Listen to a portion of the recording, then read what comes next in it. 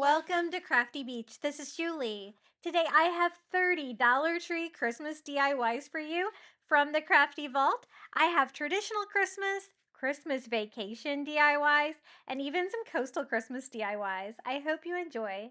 I picked up two of these like cheap bells from the Dollar Tree and I thought we could give them a makeover and kind of make them look glam. They're kind of pretty as is, but I thought we could make them even more special. So I'm going to kind of take off the cheap bow and greenery and stuff like that and kind of give them a little bit of a makeover.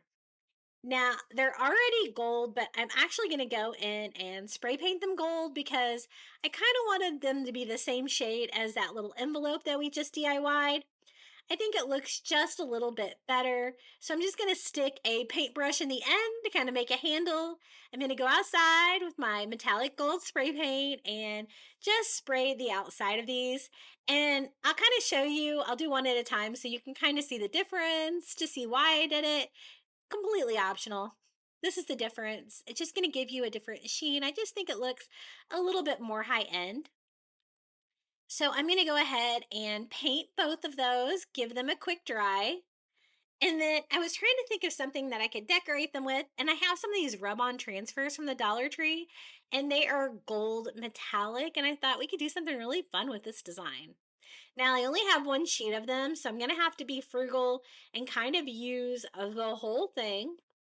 And the shape of the bell is kind of weird where I'm not going to be able to put down a whole sheet of them at a time. So I'm going to have to kind of cut them out.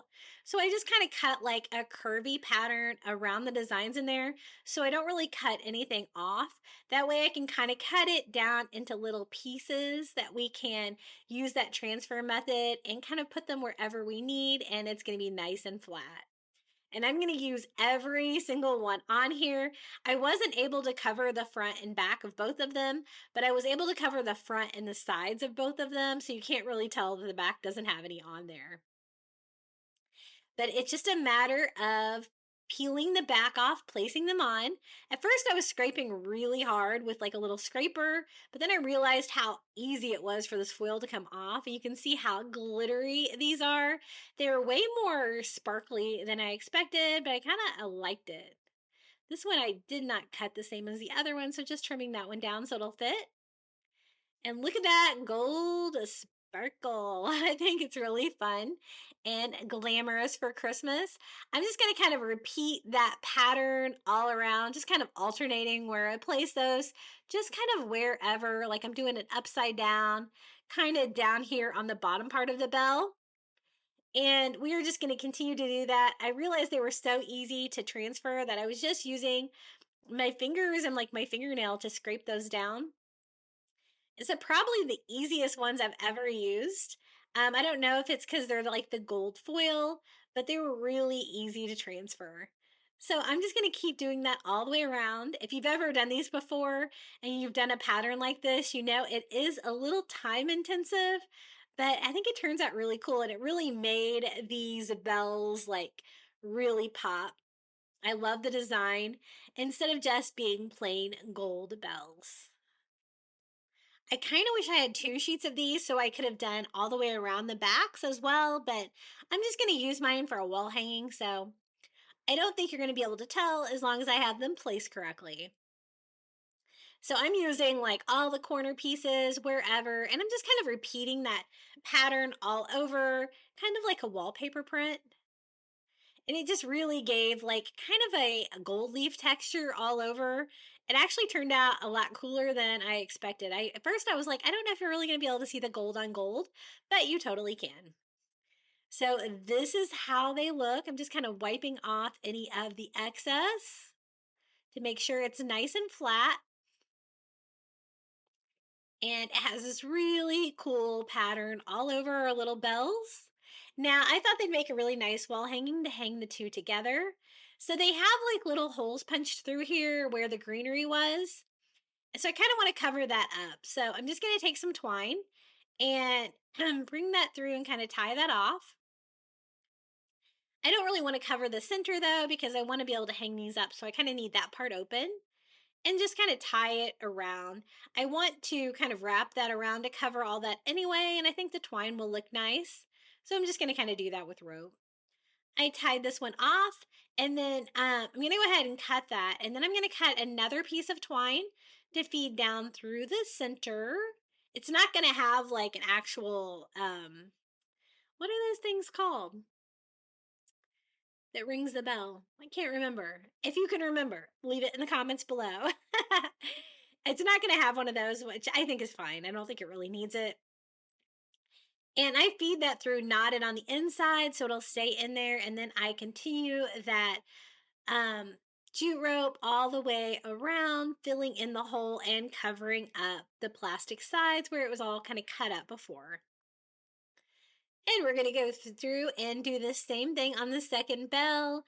I'm so glad I've almost made it all the way through this voiceover. With this cold, I really didn't know if I was going to be able to talk this long. I have had to take lots of breaks and use cough drops, but I think we've almost made it. So again, I tied that one off, and then before I cover everything, I feed another strand of the jute inside, knotting it inside so it won't fall off. And then I glue this in a spiral pattern, working my way up, covering all the plastic pieces, and then cutting off my twine. I thought it'd be really kind of high end to do some wood beads on there. So I have a couple different sizes. I've got these on Amazon, but you could totally use the ones from Dollar Tree too. I thought I would do like a small one, a large one, and then like 2 small ones on mine. And I'm going to do the same pattern here on the other one.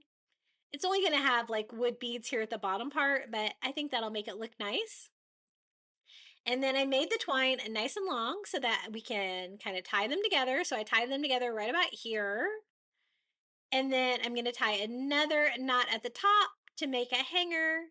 And then I kind of wanted to make like a quick, easy, like little swag to attach to those and to kind of make it like a little decorative piece to hang on the wall. Now I found this little gift topper for $1 at the Target dollar spot. It's wood.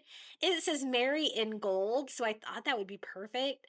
It's got wood beads on it too, which I'm going to cut off because I thought it might be competing against the wood beads that I've already got on there. And then I'm going to use some of this glittery Garland picks from Dollar Tree. I thought this would go really nice with some of the DIYs we've done today and really nice with the gold theme on the bells. So they are wired, so I'm just wiring mine together. So I did 3 of them, and then I'm going to do like 2 more to form like just a little tiny swag. And I just kind of get a big pile of metal there at the top. And then I am going to attach it right where we kind of knotted the bells together the first time and bend the wire over to hang the swag on top. And then I cut the wood beads off my little gift tag hanger, and I'm going to tie that around too to kind of keep it in place at the same area. It's hard to see right now, but you'll be able to see it in just a second. Let me lay it down so you can see it. So the gold sparkles are so cute on there. I use some more twine to kind of tie everything in place, make sure the swag is not going to go anywhere. Just knotting that and cutting off the excess twine. Now we have a little hanger at the top. We have a little glittery swag, a little Mary tag, some wood beads, and our beautifully decorated Dollar Tree bells. Aren't they so sweet? And this is how it looks hanging together. I think this will look great anywhere. This would be cute on a door. I think I'm going to hang this maybe like right outside my bedroom. I have a little wall there. I always like to hang something really cute. And look how cute those bells turned out. I love them. I think they look really like traditional old time Christmas, and they definitely look better with my few DIY touches. If you're enjoying today's video, be sure to hit like and please subscribe to our channel. We're almost to 50K. And if you wouldn't mind, I would really appreciate it if you would hype today's video. I picked up some of these Dollar Tree wood signs. They are the square ones. They're super cute. They have redesigned this year, kind of fixing the structure on those a little bit. And a Dollar Tree yardstick. This one's got the cutest little Santa on it, Very vintage. It says ho, ho, ho. The painting's perfect. So all I do is just pop it off of the yardstake. It is too big for the sign, yes, but you know what? We can make it work. Now, I'm going to use one of these white wood bead garlands here to give me some white beads, just because I wanted to add a little bit of fun to this hanger. So I'm just going to borrow those and put them on the existing hanger that was already on here, like maybe 2 on each side. And even though the Santa Claus is a little too big for the frame, it's totally going to work because I can just glue it to the frame itself. So that's what I'm going to do. I hot glue it to the beard and the Santa Claus hat, just framing it on there. And it kind of gives you like a little pop out shadow box effect. So easy to do, and look how cute this is. Just a couple items from the Dollar Tree. So easy to take those little wood stakes apart, and we're actually going to be using that Santa Claus again in another DIY later on today. It's one of my favorites. Look how cute he's painted. Now, once I got it on there, I remembered I don't really like the way these hangers hang because they don't hang very flush with the wall. They work much better if you go the other direction like this. So I wasn't sure if it would be long enough, but I tried kind of tying it off here on the front and just cutting off that little plastic piece and doing the same thing here on the other side. But you could always string new twine through here. It actually might be easier because, as you can see, it gets a little short right here. I don't need my hanger to be very long, and that's actually behind my hat. So you know what? We made this one work. So here is our first little sign. I made these signs for my dining room as well, to go next to my garage door, and they turned out so cute for Christmas. Definitely under a 5-minute DIY, and we're going to do a whole set of these. They're so cute. But here's our little ho ho ho Santa Claus one that we already have complete. So for the next one, we're going to do the same thing. I picked up another one of those wood square signs. Going to add some white beads to this one as well. And this one is going to be a cute little reindeer. This one's painted really cute too. His little reindeer, what is that? Like hat sleeve across his antlers says believe. He's got a little Santa hat on, and he's adorable as well. So again, we're just going to pop that right off the yardstake and add this to it. Yes, I did the hanger wrong, but I hadn't realized. I kind of wanted to redo those. So keep that in mind. The new hangers on these make it where you can hang from the back or the front. It's a giant loop, and I like that better. So here is our little reindeer. You can see I went back in and kind of reversed the hanger so that my sign would hang flat against the wall like I like. But he is super cute. Look how cute that is. Again, just 2 items from the Dollar Tree, just putting them together to make an adorable little reindeer Christmas sign. And I hung these all one on top of each other, and this is going to be the third one of the set. Again, one of the wood frames from the Dollar Tree, adding white beads to each side. And this one's going to be that rustic little Santa Claus that says "Let It Snow" on his hat. I think these are so cute. Like, they don't really have any glitter on them. I love the like distressed look. You can see like a faux wood grain on them. How adorable are these? So again, I just popped the snowman off, and I don't have much of an overlap on this, but I have a small one. So I have to be kind of careful where I put my hot glue on this one to get it to fit, but I just center it on just like I did all the others. And we have a little snowman, Let It Snow. And again, I'm just going to hang these all in a row and make a nice set to display. Could not be any easier. And look how adorable this little snowman is. Isn't that so cute? I love the distressed look, and he really doesn't need anything. Super cute. And let me show you what they all look like hanging together. I think they look so cute in my kitchen for the holidays. So I did Santa, the snowman, and the little reindeer here on the bottom. How cute they all look as a set together. Okay, for the next DIY, I'm going to make a Christmas present. So I have 3 of these little frames from the Dollar Tree. I tried to find 3 that were like wood looking so they would kind of all match.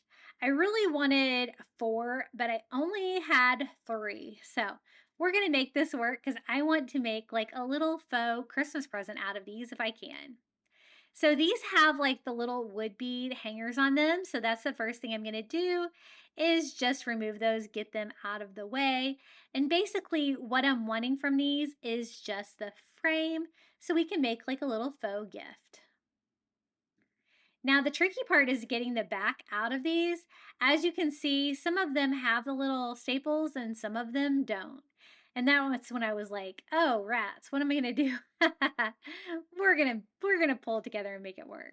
I prefer the ones with staples because they're so much easier to get the picture out in the back. But desperate times call for desperate measures. I just popped mine apart at the corner, and that was the only way I could figure to get those out, and we'll just have to go back and repair the damage that we caused. So I'm trying to smooth those out so that I can kind of glue those back together into frames. I wish they all had removable backs. I hate it when they do that with the Dollar Tree signs.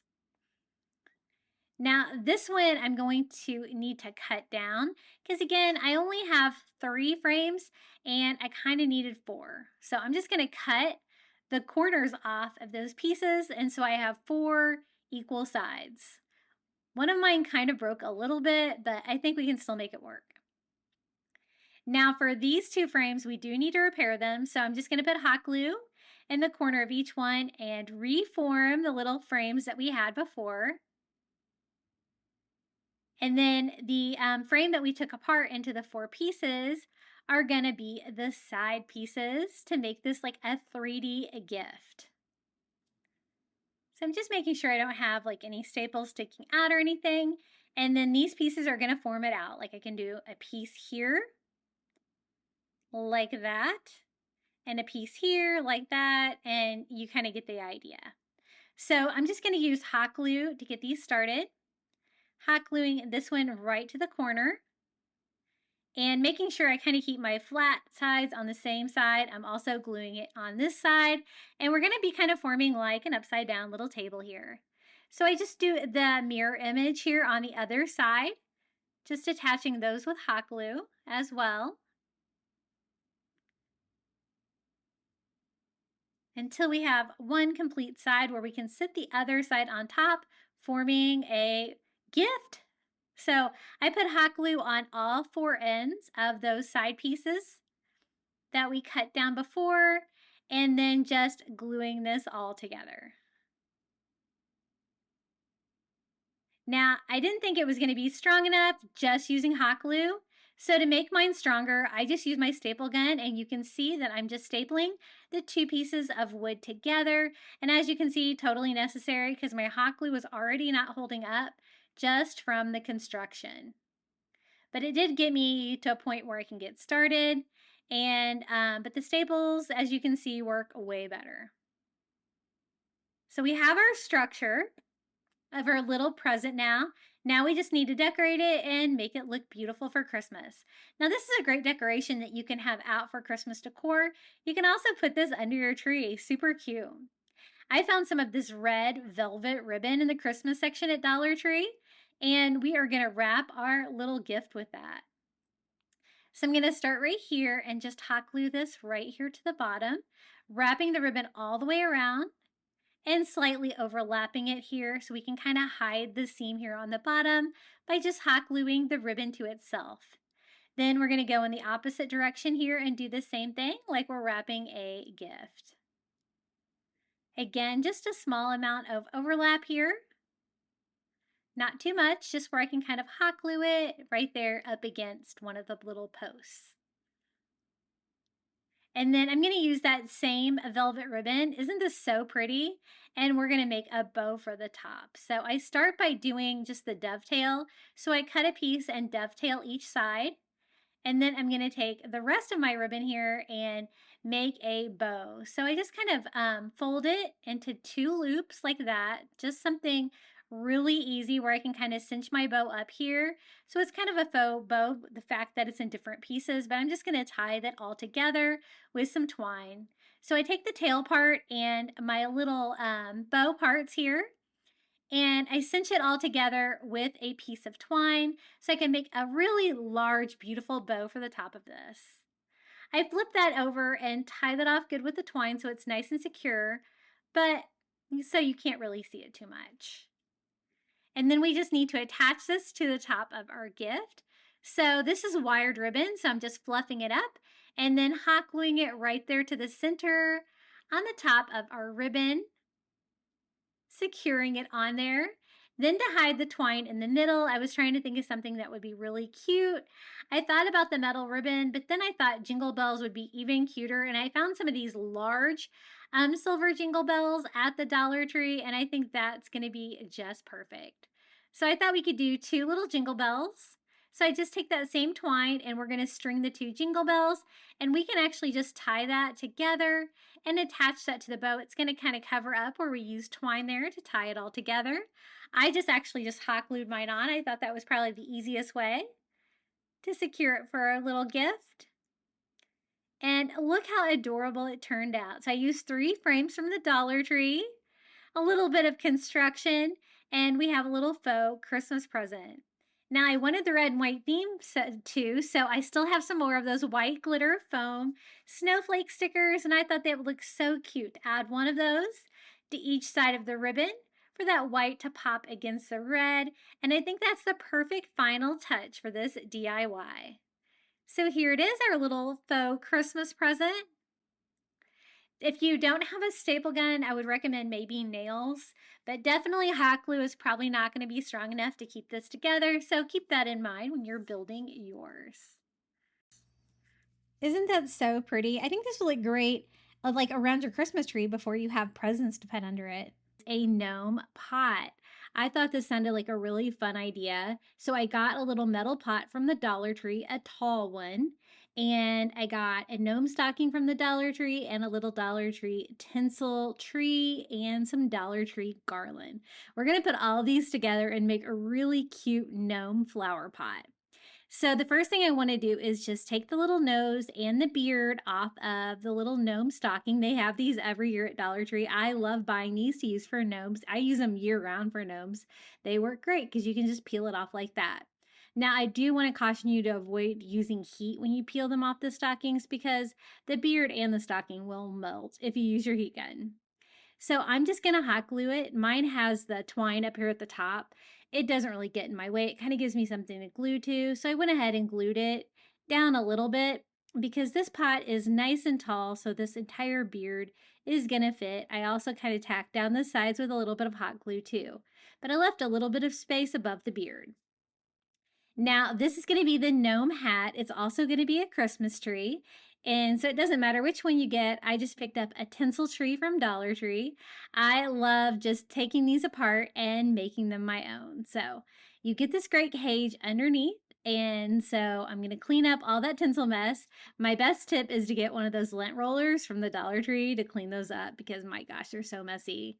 And it was almost a perfect fit, but there were like little tabs sticking out on the side of my plastic cage.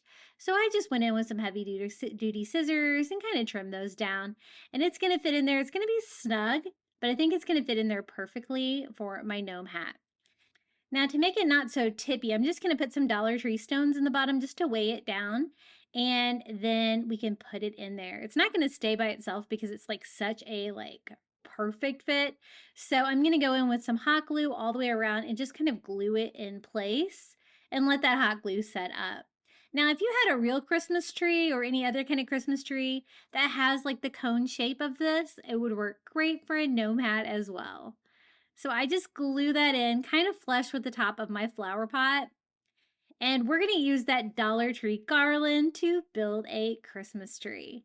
So this is just from the Dollar Tree. I have one package. One package was almost enough. I did use part of another package that I had left over.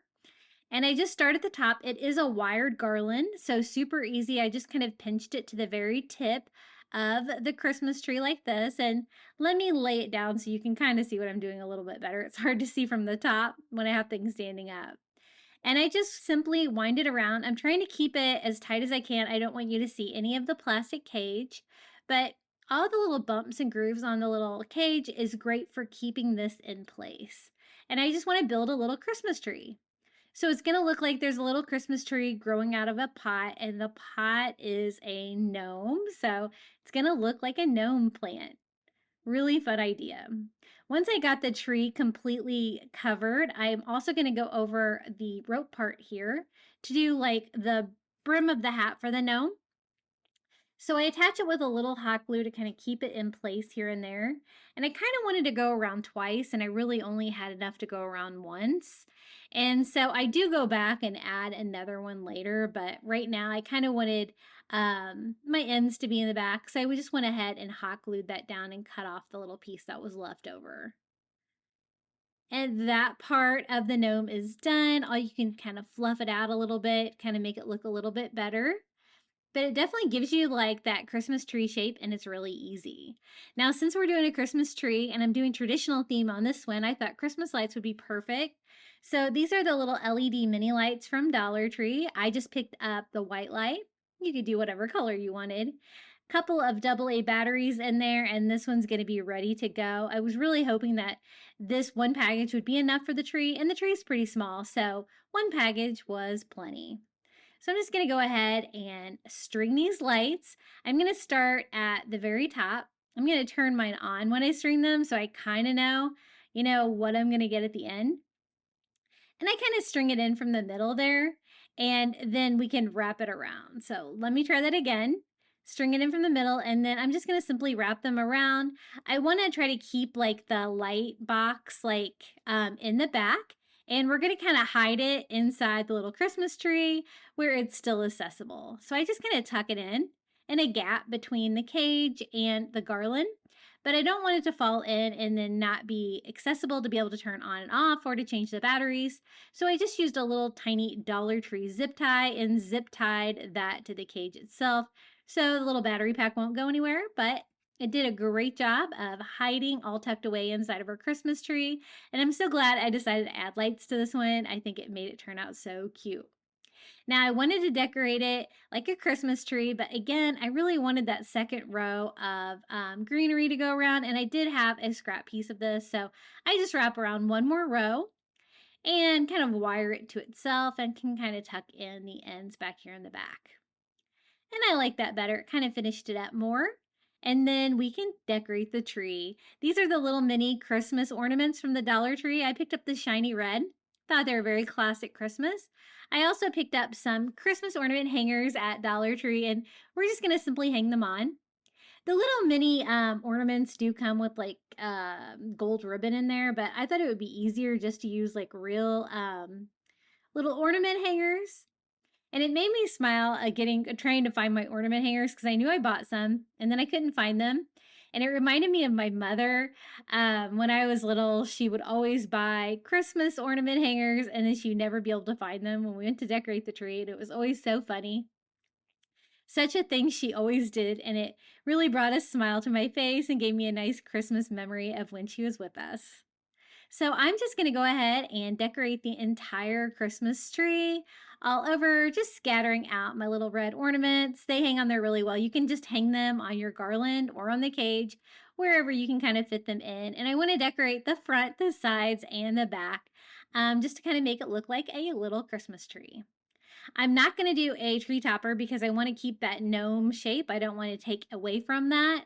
And this is how it turned out. Our little Christmas tree gnome in a pot. So totally looks like a Christmas tree. And then you get down here to the pot and you have an adorable little gnome. And again, those stockings work great for that. I love using those for gnome DIYs. Okay, the next sign, I picked this up from Dollar Tree, just from their home decor section.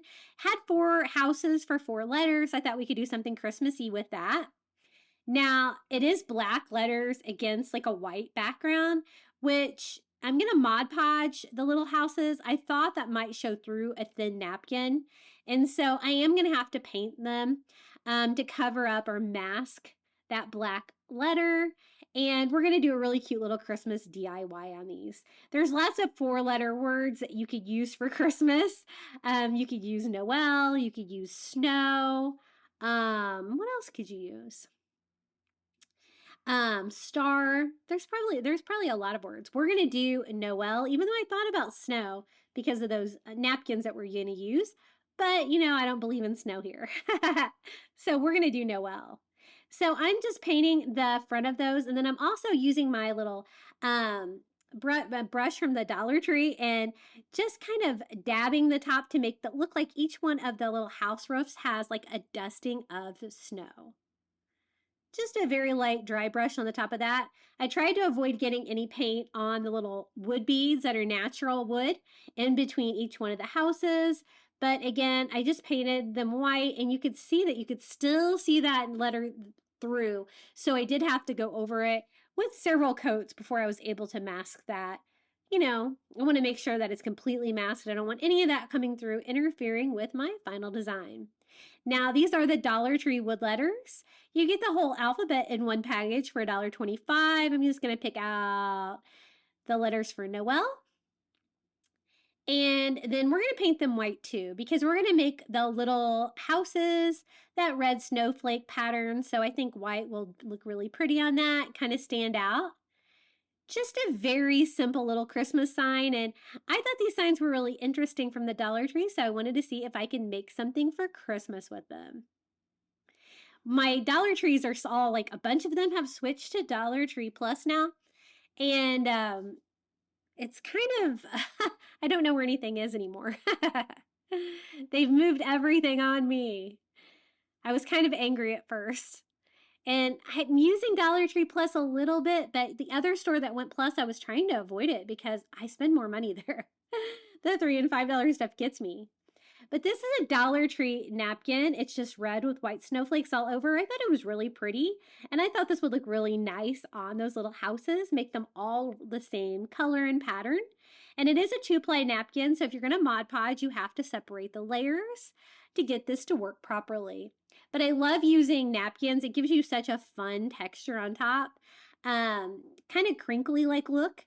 And I just cut down a strip that's going to be big enough to go on all my houses. We're going to do this all in one swoop to make it easier. Now, once we have it all cut out, we can go ahead and start on the Mod Podge process.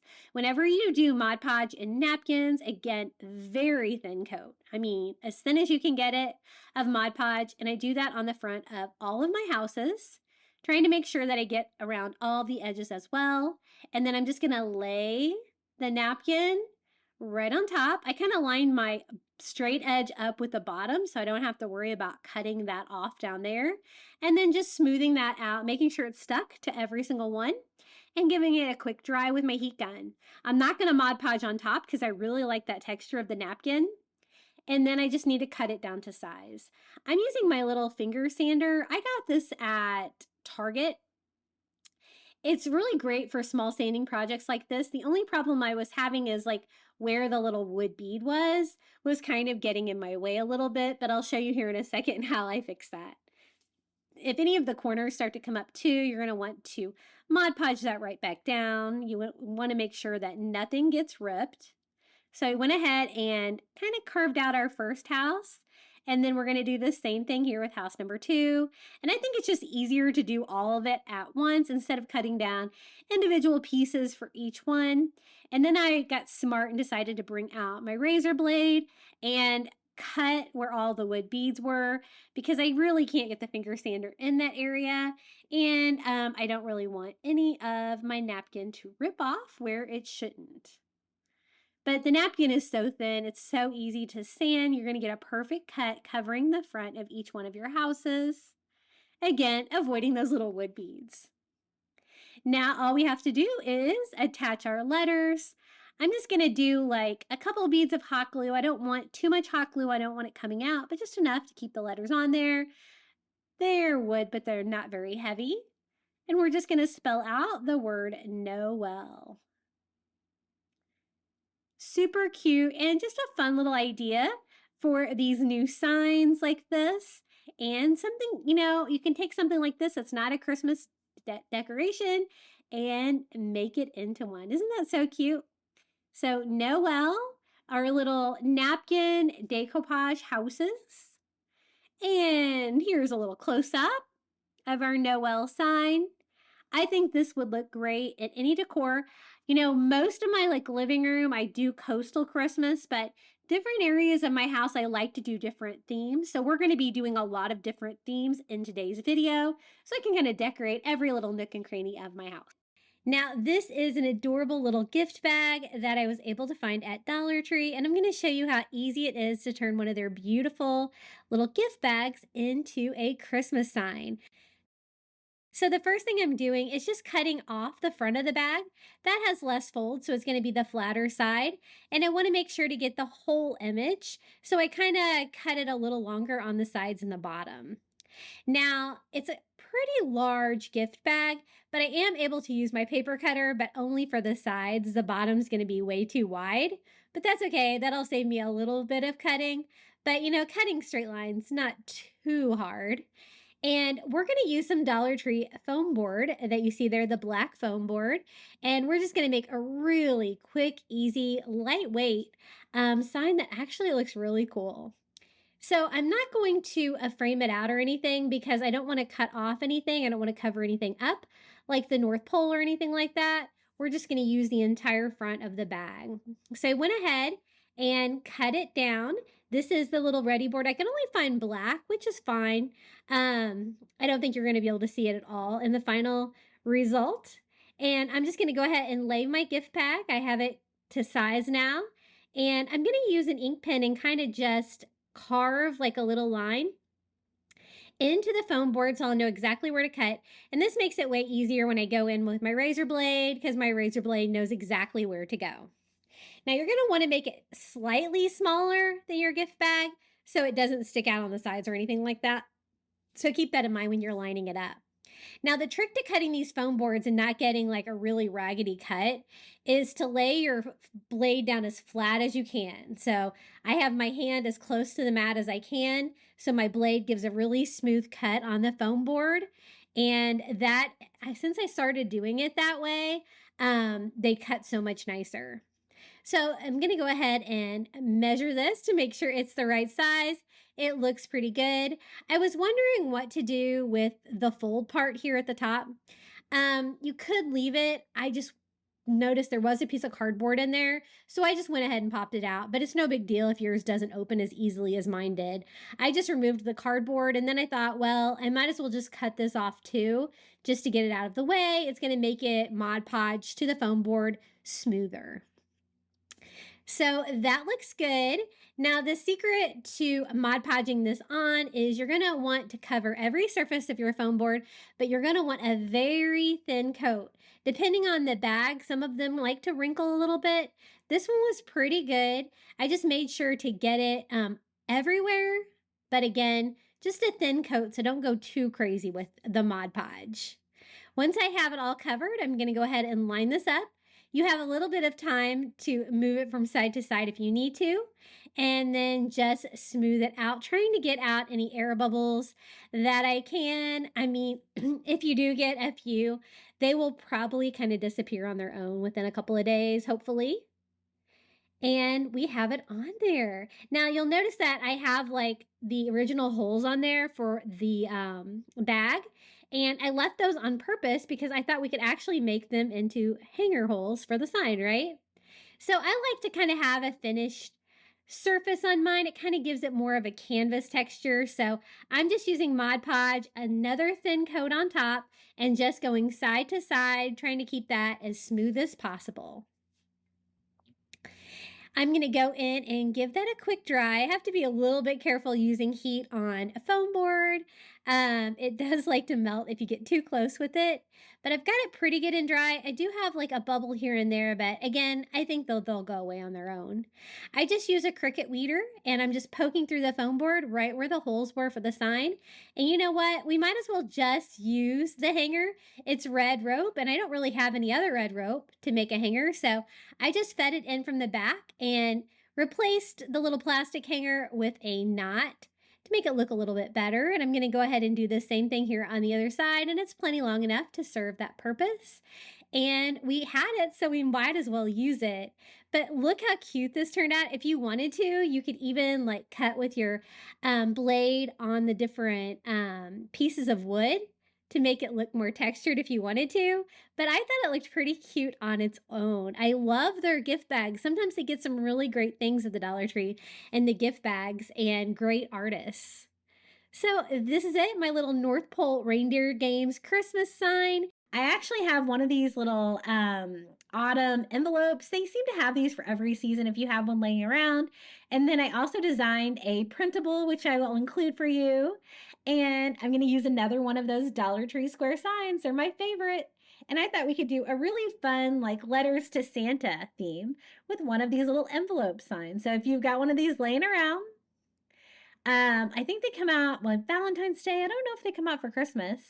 I want mine to be gold though, so I'm going to go outside and give it a quick spray. And now the little metal envelope is now gold. I thought that would be festive for Christmas. I do kind of want to mask where it says autumn and the little picture on there. So I just do that with a little white acrylic just to kind of give me a blank canvas. We're going to cover that with burlap, but I don't want any of that showing through. Now I'm just going to leave like the hanger on this sign. Again, this is 8.5 by 8.5, so perfect for a sheet of paper. And I designed a great printable, it's very shabby chic, letters to Santa background. And I printed mine out 97% because that's as big as I can get it. So it's going to fill out most of the frame. And again, I print mine out on cardstock. It makes it so easy to DIY with. And how cute is this image? I'm going to just secure it to the sign. I go all over the Dollar Tree sign with a quick layer of Mod Podge. And then just lay that printable right on top. I designed this one with AI, and it had like lots of typos on it. So I did have to go in there and do quite a bit of editing on it, but I think it turned out really pretty. And I just smooth that out with a paper towel to make sure that it's all laying flat. And then I can go right back in there with some more Mod Podge to seal it down. This is going to give us a great background for a little letters to Santa display. I think that looks really cute. Again, I want to do something about the frame because I don't really like the MDF plain exposed wood there. And I thought we could use some more of this white lace ribbon from the Dollar Tree. This is the same ribbon that we used on Santa's beard. And I thought that'd be really cute to kind of tie them together. And I think that looks very shabby chic. And so we're just going to frame it out with that. It's the perfect size. So I'm just going to cut this down to size, and we're just going to make a little lace ribbon frame. And I think it's really sweet. I think it definitely kind of goes with the vibe of the background that we designed there. And then my plan is to cover the inside of the envelope with some burlap, and we can kind of personalize that, make a really cute little letters to Santa, where it's actually an envelope where you can kind of put something in. Super sweet. I wanted to do very traditional Christmas with Santa and reindeers and stuff like that today. Snowmen. And so I'm just cutting a piece down to size. I'm not going to overlap those, so I cut my side pieces down a little bit shorter. Just kind of making sure the ruffle on mine is kind of pointing out on all four sides. Now, this is the burlap I was talking about earlier, the little burlap bags from the Dollar Tree. I love crafting with these. They are coated with plastic and they're synthetic burlap, so they cut without fraying. I've used this one for a previous DIY, so I kind of just have half of a bag left, and it's going to be perfect to give me a little piece of burlap to go inside my envelope. Now, it's kind of a tricky shape that I need to cut down to size, so I'm just going to kind of lay this on the back where I can kind of sketch that out with a Sharpie that's envelope size, so I can kind of make a little custom back to the envelope for the inside of the envelope, make that look like burlap. And I'm just going to cut that down to size. Now, it is going to have to actually like fit down inside the envelope. So I am going to have to kind of trim up the sides to make that happen. But I do need it to be that wide there at the top of the sides of the envelope. But I do need to kind of make a little notch on both sides. And I kind of trim that until it fits. And that looks pretty good. Now to decorate it, I wanted to say letters to Santa, and I thought it'd be really fun to try to do that with stamping. I picked up like these little alphabet stamp kit at Dollar General. Super cute, and I also got like a little ink pad there, and I thought we could just stamp letters to Santa on there. It's not going to be perfect. It's going to be kind of random, and it actually turned out really cute. So let me take you through the process. I went ahead and found all my letters that I'm going to need. And letters is kind of a bigger word, so I kind of need to do it right here. And then I'll have to be fairly tight to get everything in where you'll be able to read it.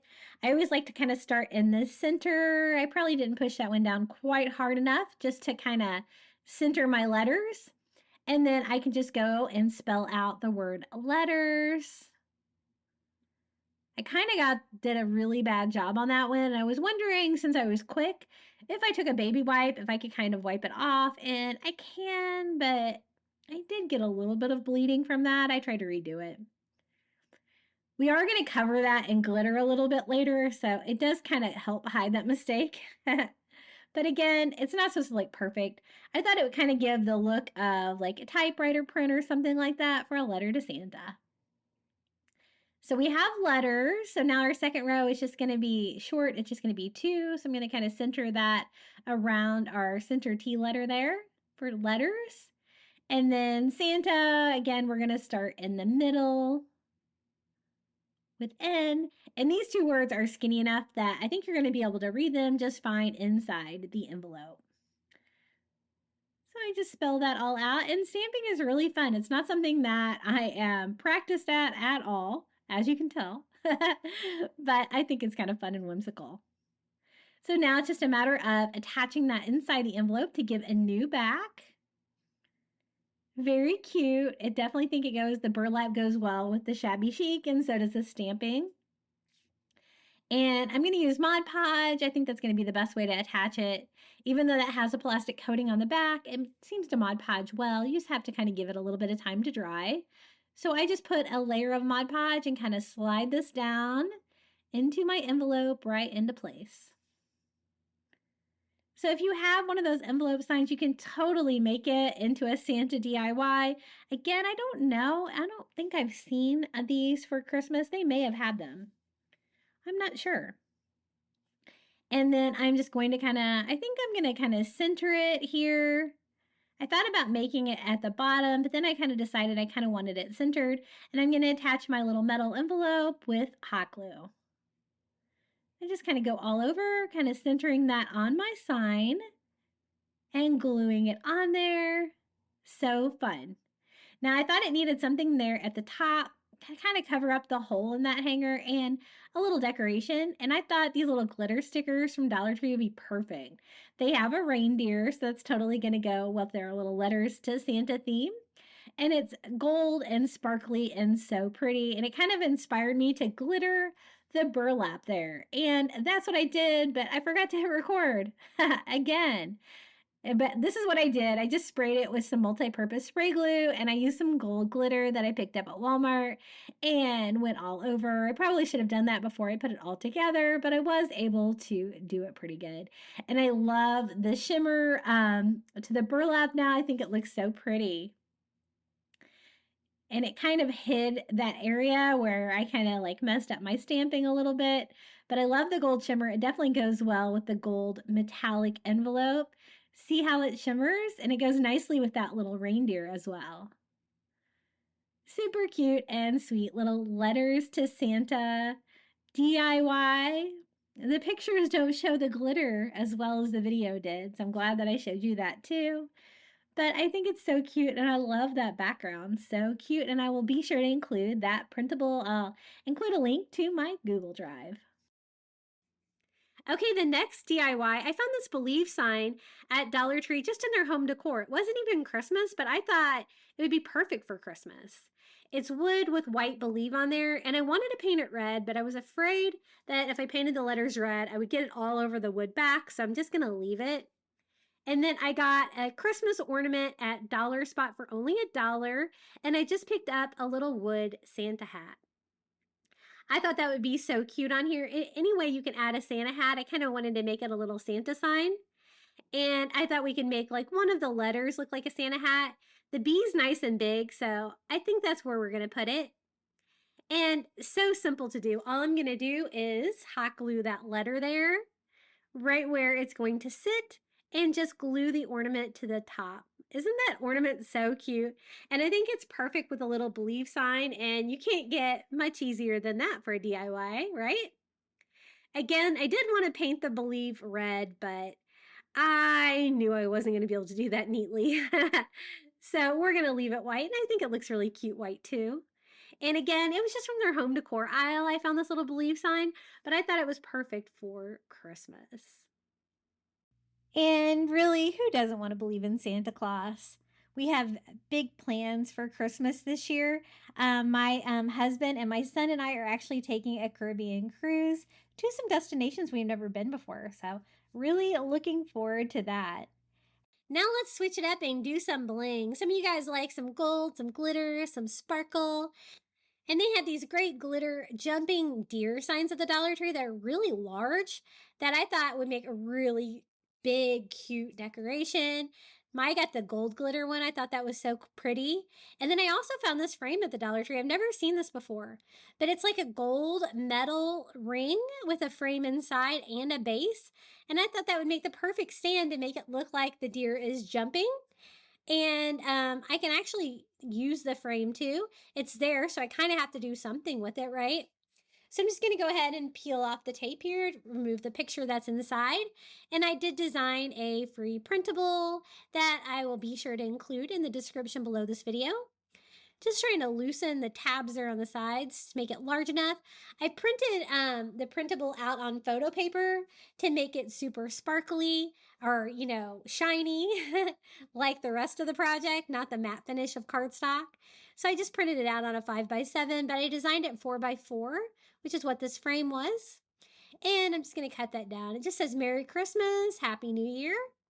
It's got some gold on it, so I thought that would go nicely with it. And I just cut that down to size and slide that right into the frame. Super easy. So it's going to kind of serve as a sign, but it's also going to be a great base for our little jumping deer. So I'm just going to go ahead and clean that up a little bit. It was a little weathered, but not really scratched. So I think it'll be okay. So there's our little Merry Christmas, Happy New Year. And then I'm going to attach it. I'm going to have it jumping this way because my sign was scratched a little bit. So I'm going to kind of hide that part on the back.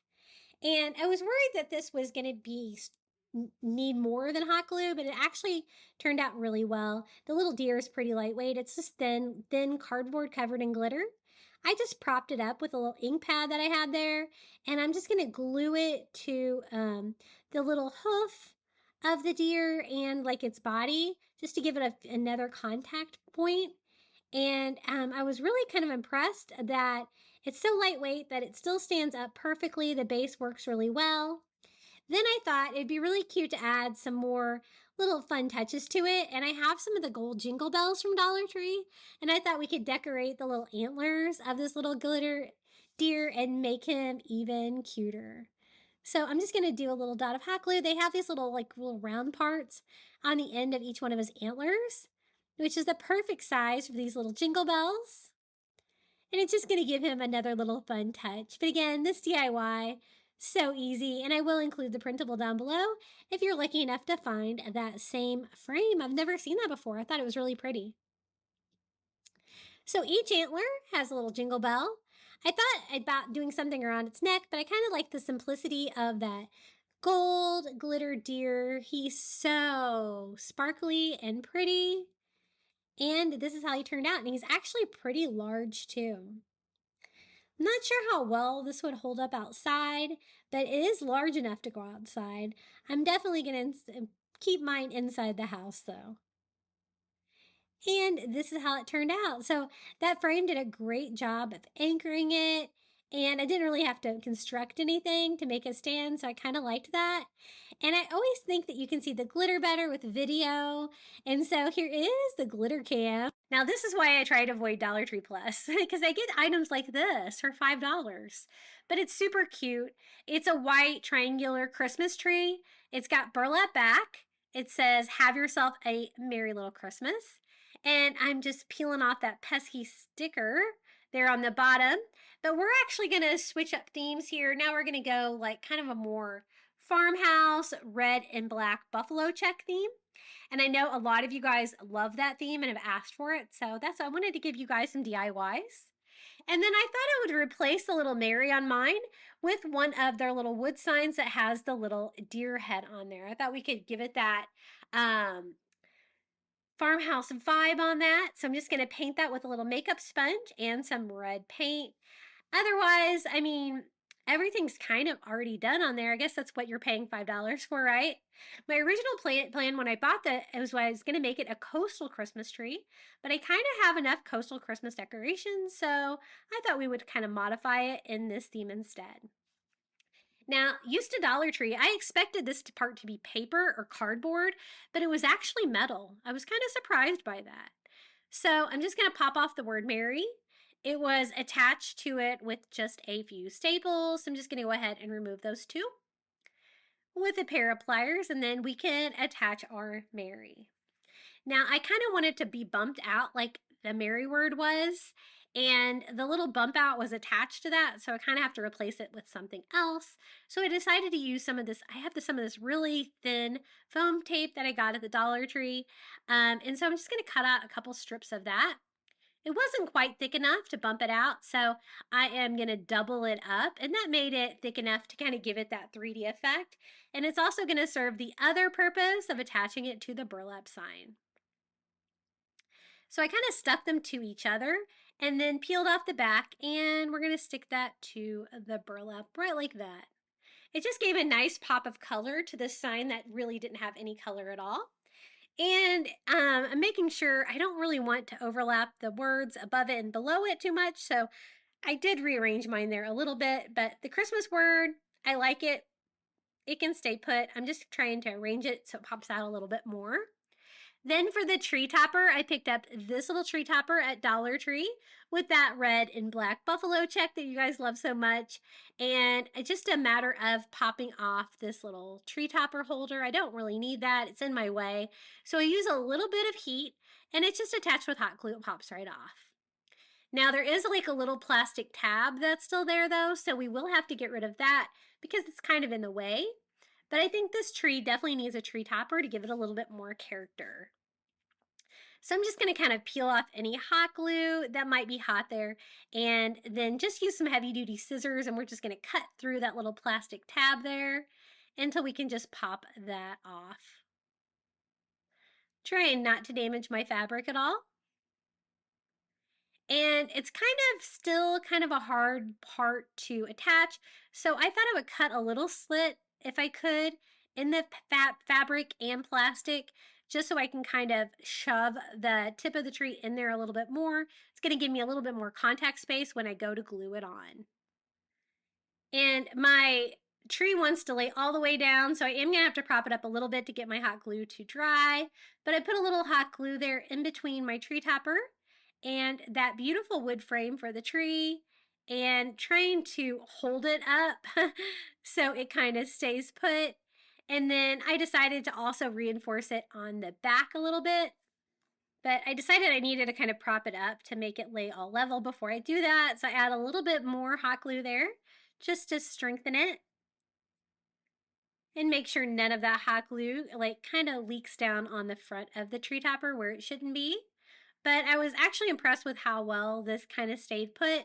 I wasn't too sure if this would stay on there, but it's rather lightweight, so I think it'll be okay. The other thing I noticed is that my Mary was kind of a different color of red than my tree topper. And the only kind of dark red I have is this chalk paint by Waverly, but mine is so old and clumpy, but we're going to try to make it work. I just load a makeup sponge, and I'm just going to gently go over this, changing my shade of red, making it a little bit more in line with the red on the tree topper. Being very careful not to get any on my burlap below.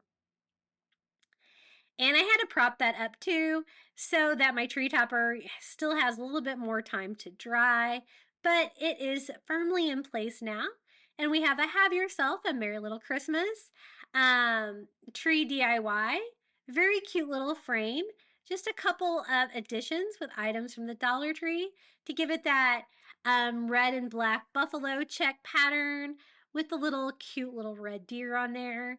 Just going to give it a different vibe than just the white and burlap like it was before. But as you can see, it's a really big Christmas tree. Now I thought we should continue with that theme on with a Christmas present since we did a tree. This is an ornament that I got at the Dollar Tree.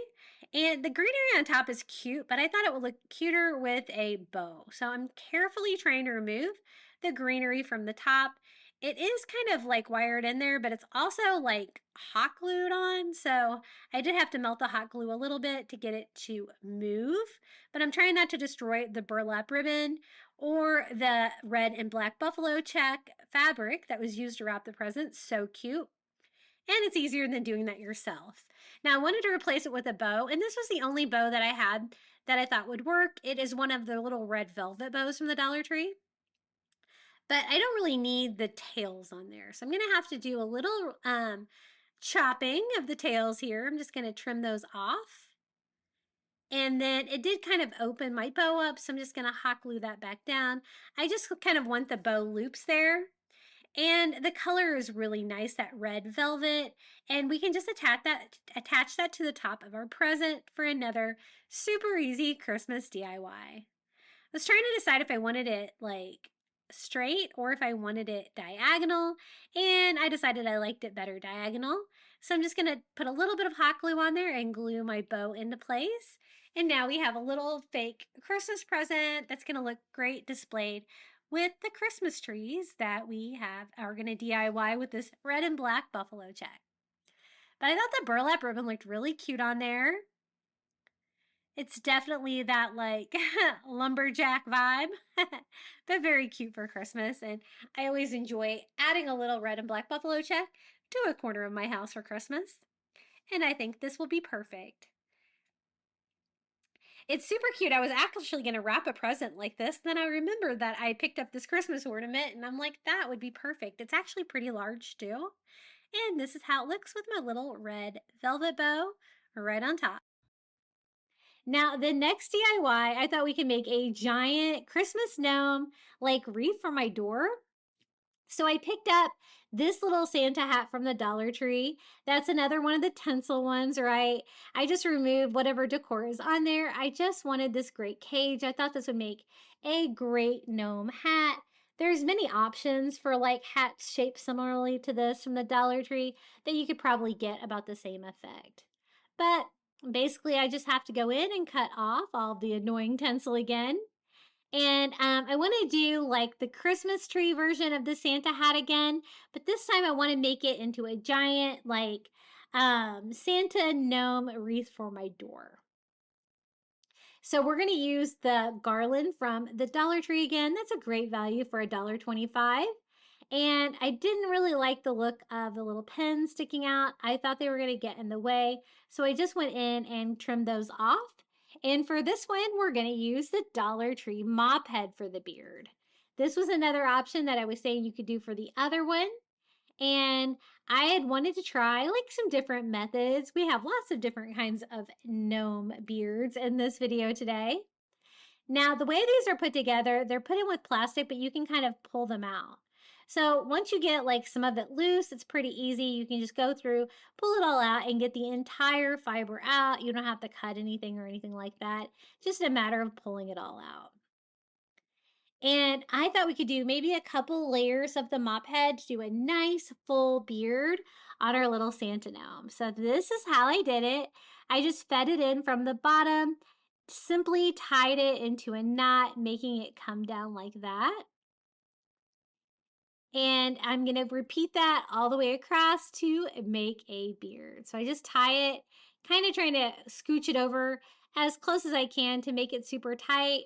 And we're going to speed this up so we can kind of get through this little gnome beard today. And I wanted it to be like nice and full too. So we're going to use as much of this mop head as we can.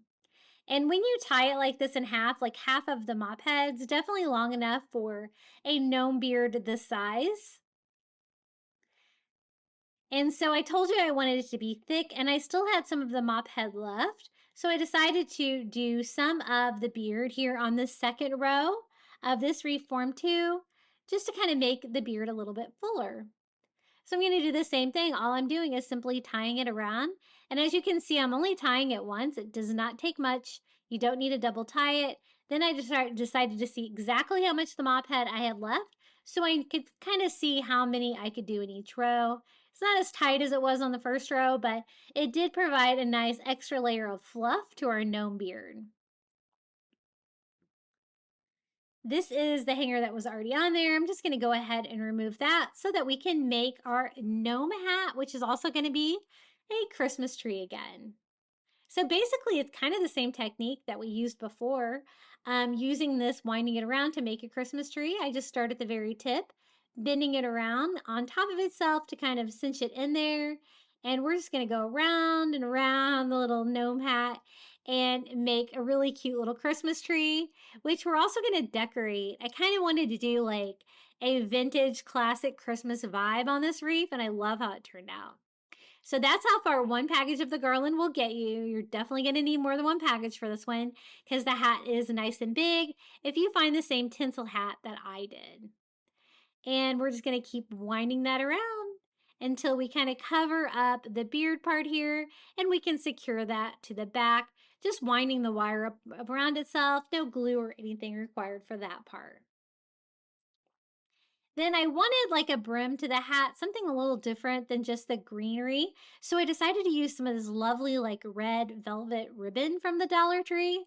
I thought this looked really plush, and it's just about the right scale to kind of cover up the seam between our little Christmas tree hat and our little gnome beard.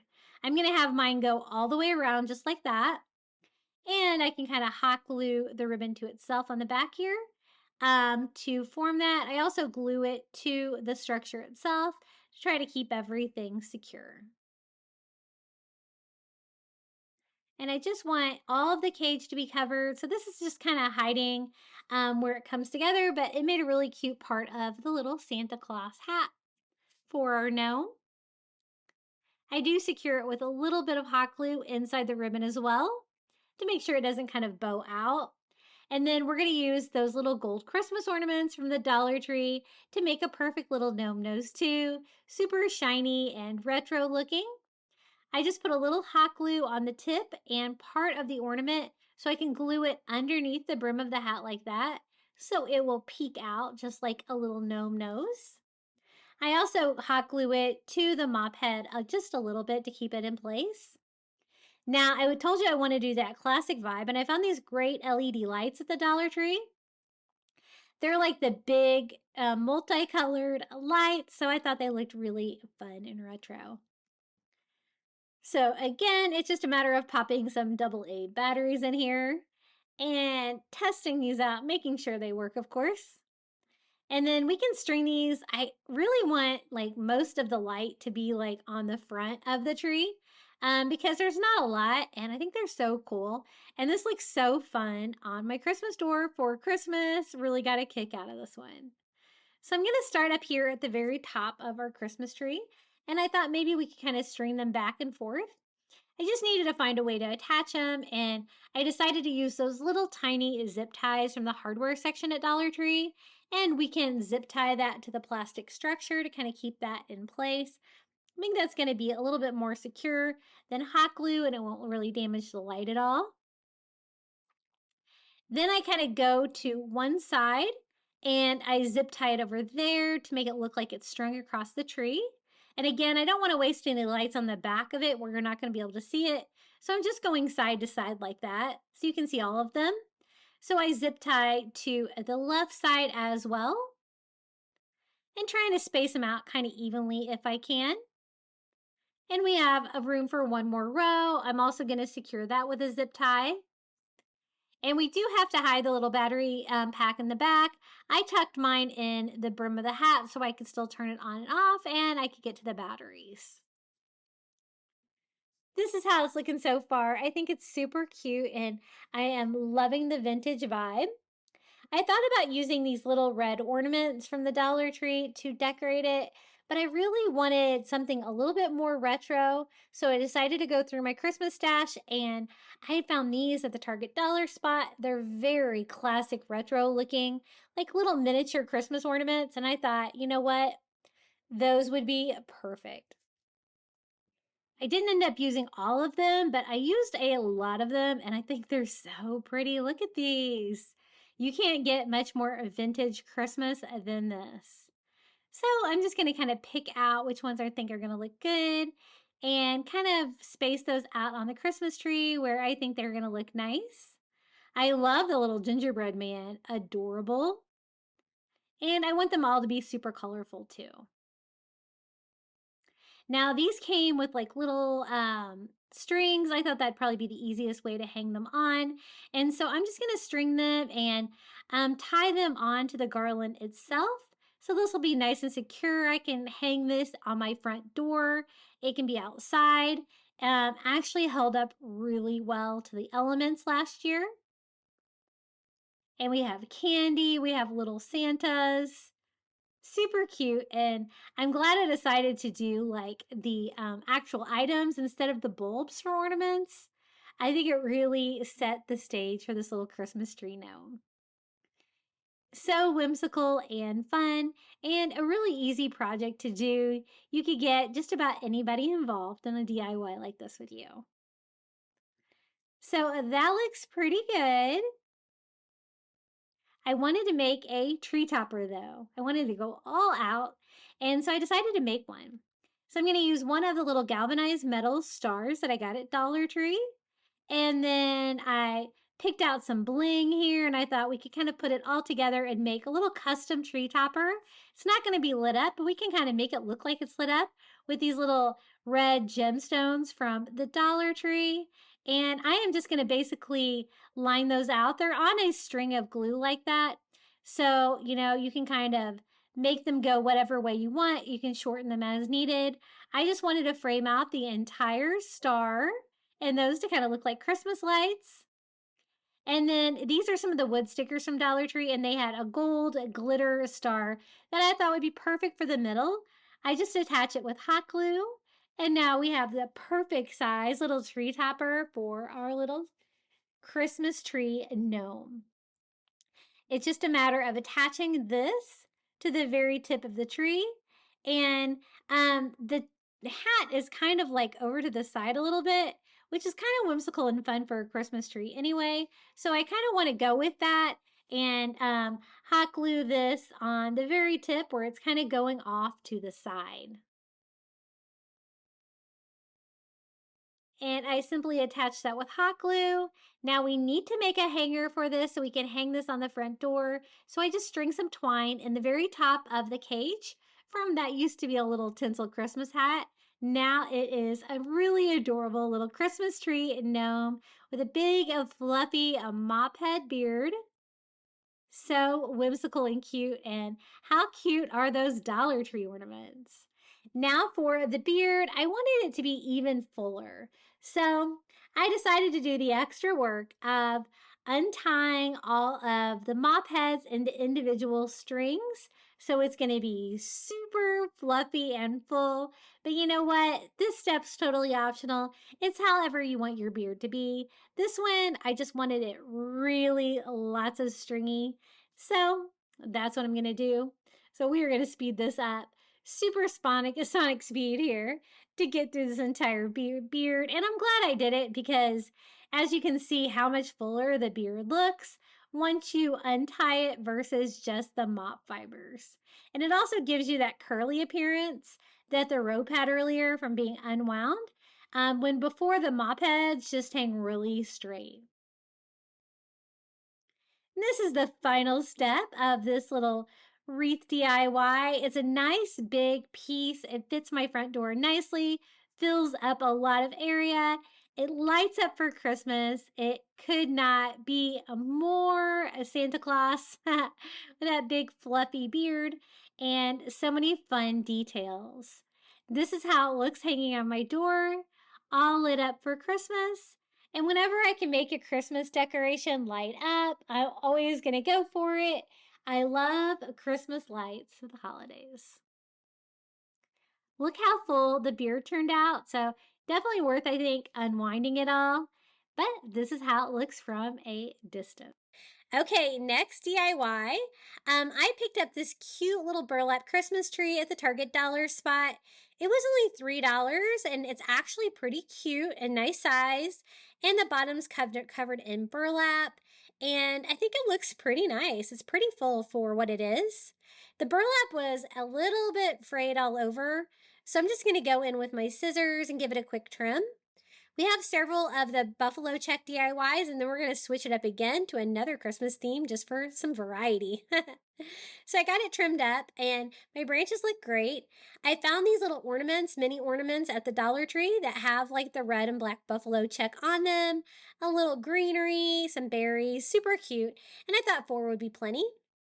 I also wanted to do a simple tree topper, and I didn't really have anything small enough. So I'm going to borrow the little pine cone and the little red and black checked ribbon from this ornament from the Dollar Tree. It's a little sleigh, and I usually replace these things anyway or take them out when I go to use those for decor. So I thought I might as well just steal the little bow. So I just took it all apart, trimmed up the bow a little bit to give some cleaner edges, and then I thought that'd be a really simple little tree topper. I'm just going to do a little dot of hot glue to put the little bow right on top. And I just didn't have anything else that was like to the right scale, like star or anything like that. But I thought the bow would be a nice little touch, and it's going to go with my ornaments. And then I'm going to glue that little pine cone that was on there too, just for fun. It's going to give you that woodsy effect. Now the ornaments are little mini ornaments, and they're a little bit larger than the tree, but we're going to modify them a little bit to make them work. But I thought 4 would be plenty. So they already have like the red string hangers on them, so that is good. One step solved. Some of the fabric was a little ratty, which I don't mind too much for this look, but I tried to clean it up the best I could. And we're going to hang our first ornament on the tree. Now, I thought that my strings were a little too long, so my ornaments were hanging a little lower than I wanted. So I'm just going to tie another knot just to shorten the hanger. Now, when I did that, it did make it a little bit more challenging to get it on the branch, but it made it hang where I wanted it to hang, and so that was kind of more important. So I went ahead and did that. So I'm going to do the same thing here for the other 3 little buffalo check Christmas tree ornaments. And we're going to kind of scatter these. I'm not really going to decorate the back of this tree. I'm just going to kind of do the front and the sides. And we'll pop that one on that branch down there. And I just wanted to decorate this very simply. A cute little $3 tree. I'm not sure, did Dollar Tree Plus have a $3 tree option? I know I bought their $5 tree at Dollar Tree Plus this year, and it is huge and really pretty and flocked. And I'm going to go ahead and attach that. That's the only Christmas tree I have up in my house. We're going to have to leave it up all the way through January since we're so late getting it up, right? I hate being sick and having plans fall through like that. So I went ahead and did the same on all 4. So I'm just hanging them 2 on the sides, kind of 2 like a little bit lower. And then I did kind of have like a little bit of a hole in the front. And I thought it would look better with like a more odd number of ornaments than an even number like that. But I just took that extra greenery that was on the sleigh and just kind of popped that in there to fill it in. But it still kind of needed something. So I decided to kind of go with that pine cone vibe that we have there with the tree topper. And I went through my pine cone stash, see what I had. And this is probably the smallest one I had from the Dollar Tree. So I'm just going to pop that right in there and see if I like that. And I think that looks really cute. Definitely goes with the theme and helps fill out the tree. I don't have a hanger or anything, so I just do a little bit of hot glue to glue that in place. And it is complete. I'm not going to do like a tree skirt or anything for this Christmas tree, but I think it's really simple and cute, and it's small enough to display just about anywhere. It definitely gives you that like red and black buffalo check feel. And those ornaments are really cute. I love any of the little mini ornaments and stuff like that. Sometimes they have them at Dollar Spot too. I always try to pick some up for some little mini trees like this. But this is how it looks with a little burlap bottom.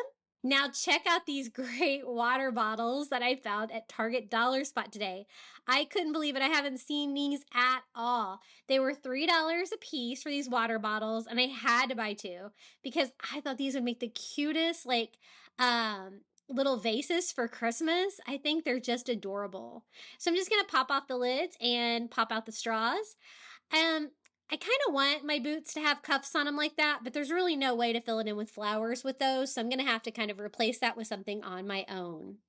Luckily, the stickers are super easy to remove, and I am just in love with these boots. They're so cute. I'm definitely going to be keeping these from year to year. Now, they are plastic, so they're not super heavy, so I'm just weighing mine down a little bit with just some Dollar Tree pebbles, just to make them not so wobbly.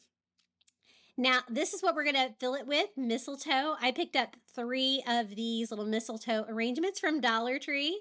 It's a nice frosted leaf and like little white berries, super cute. So I have 3. So I'm going to go ahead and cut one up and do half of it in one boot and the other half in the other Santa boot. And these are going to be a little bit lower, so I went ahead and cut those all down individually. The other 2, I'm just going to leave them attached. It's going to make arranging it even easier, and it's going to make it taller. I just kind of need to see how much I need to cut off. And about 3 of the little notches there on the bottom. I'm just going to, can't really cut them with those floral scissors from Dollar Tree, but you can kind of notch them a little bit if you need to. But just wind it back and forth, and you can pop off whatever you need to. So then I can kind of spread these out. I'm going to go ahead down into the pebbles, which also helps me to kind of like arrange the floral arrangement. And I thought these were great. They're not too colorful. I mean, if you wanted to bring some red in, you totally could. But I thought these were really classy looking, these mistletoe. So I went ahead and filled up both faces. So 1.5 of the mistletoe in each one of the little Santa boots. And then I remembered, oh yeah, I did want like little cuffs for the top of the Santa boots. I thought that would make them look really cute. I went and searched my stash, and I can't believe it. I don't have like any stockings or anything. I've used them all in crafting this year. So the only thing I could find that was kind of comparable in my stash was some of this white velvet ribbon that I actually got at Valentine's Day. And so I thought, hey, why not? This will work. It's a little bit too thick. But you don't get very much on a package. I was shocked by that. I had to check the package. I was like, wait, I just opened this. They only give you a yard of the velvet.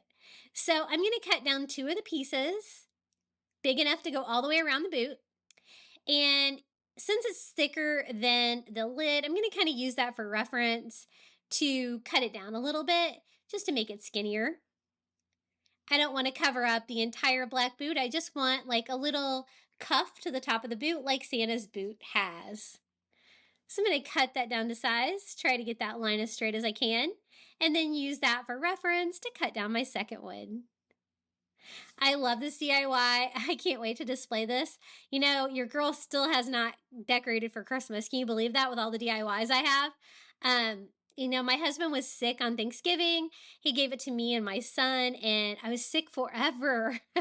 I still don't really feel my best. It was nasty. But because of that, I don't even have my tree out of the attic. I just have Christmas decorations everywhere that I've DIY'd, and I feel like I'm in chaos. But the good news is my son is done with finals tomorrow, so I'm going to pick him up from college, and he has promised to help me get everything decorated. Everything out of the attic, everything out, and he does such a great job. You guys know he's so creative. He used to give me so many good ideas. So I just attached both of the velvet ribbon cuffs to my little plastic boot with a little bit of hot glue, making sure the seams are in the back. And here they are, our little Santa boots. Who would know those were water bottles, right? They probably should have just sell them as vases because I think they're so cute as that. And this is how they turned out. My little dollar spot Santa boot planter filled with Dollar Tree mistletoe. So cute. I've seen these like for other seasons, but I've never seen the Santa boots there, so I was really excited to find those. And on to the next DIY. I wanted to continue that red and black theme, and this is kind of a larger version of that Mary that we used on the Christmas tree sign, made out of MDF. This is Dollar Tree Cricut vinyl. And I had somebody correct me in a video recently and said, that is not Cricut vinyl. Well, yeah, I know it's not Cricut vinyl, but you're supposed to use it in your Cricut. So what am I supposed to call it besides Cricut vinyl? And I am going to cover the front of the little Mary sign with that red and black buffalo check. I like to take mine out of the box and store them in the rolls like that.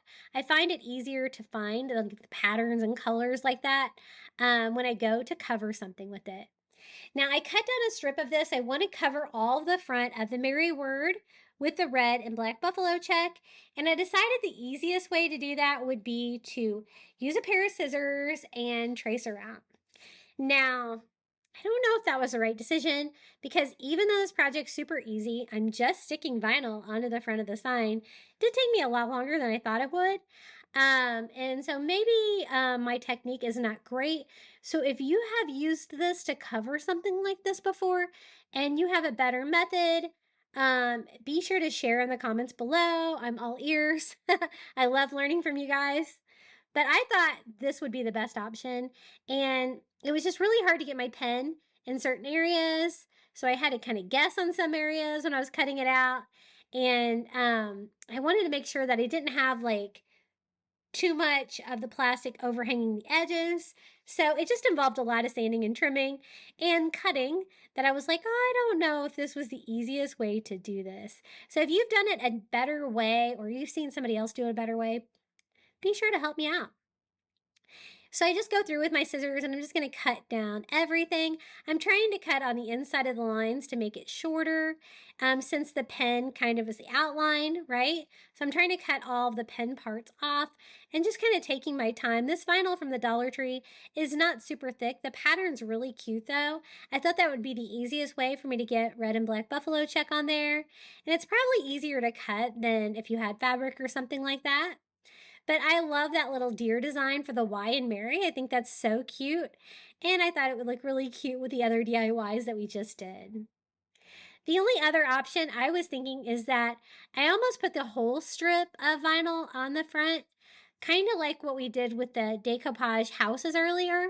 And then I could have went in and cut it out with a razor blade.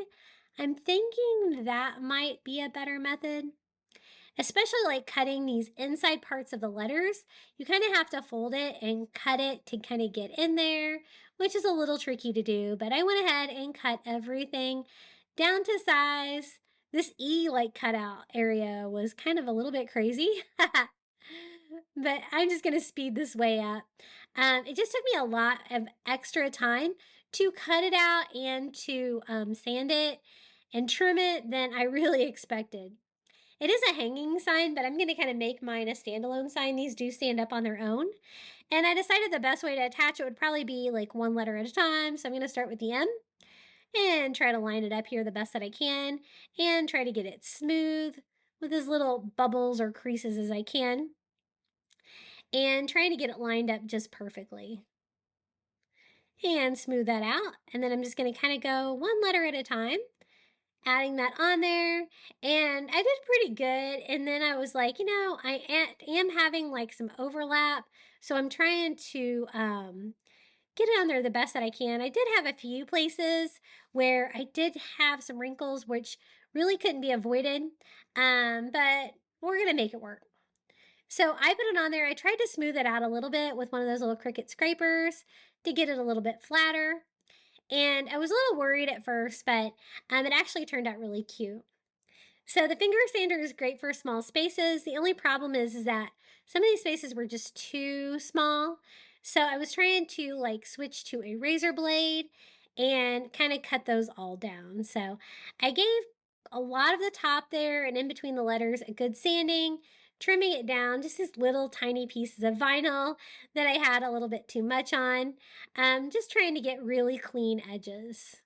The only easy parts to sand with the finger sander is like the top and the bottom and the sides, where you can really get in there and sand that down to size. So then I switched up to my sharper razor blade. That did help a little bit, kind of scrape that up against the edges to cut that all off. But again, I'm cutting off little tiny strips where if I had all the vinyl on there, I would be cutting out like a bigger piece. So I think that might have been the easier way to do it. So you'll have to let me know if you've tried it and you found a better way. But I persevered. I did a lot of trimming and a lot of sanding. And I also sanded the front of it to kind of rough it up a little bit to give it a rustic look. And then I thought I would seal it as well. So I'm just going to go over the whole thing with a thin coat of Mod Podge to give it more of a matte finish and kind of seal in that roughed vinyl. I didn't want it to look super perfect. I wanted it to look a little bit weathered. And it does stand up on its own, so all I have to do is pop the hanger off the back to make a little standing sign that says Mary. And it's not perfect, but it turned out pretty cute. So here's our little Mary with the deer head and the red and black buffalo check. You can see how I roughed up that vinyl with my little finger sander, kind of scratching that black, just making it look a little bit more weathered. I kind of like that vibe a little bit more. But a super cute way to deal with those Dollar Tree signs. If you're enjoying these DIYs, be sure to hit that like button and don't forget to subscribe to my channel. Up next, we're going to do Christmas vacation DIYs. Okay, up next, we're going to make a large sign. I wanted to do a large sign for my entryway. And so I'm going to actually make it out of these Dollar Tree long signs. I'm just going to put 5 of them together to make a big sign.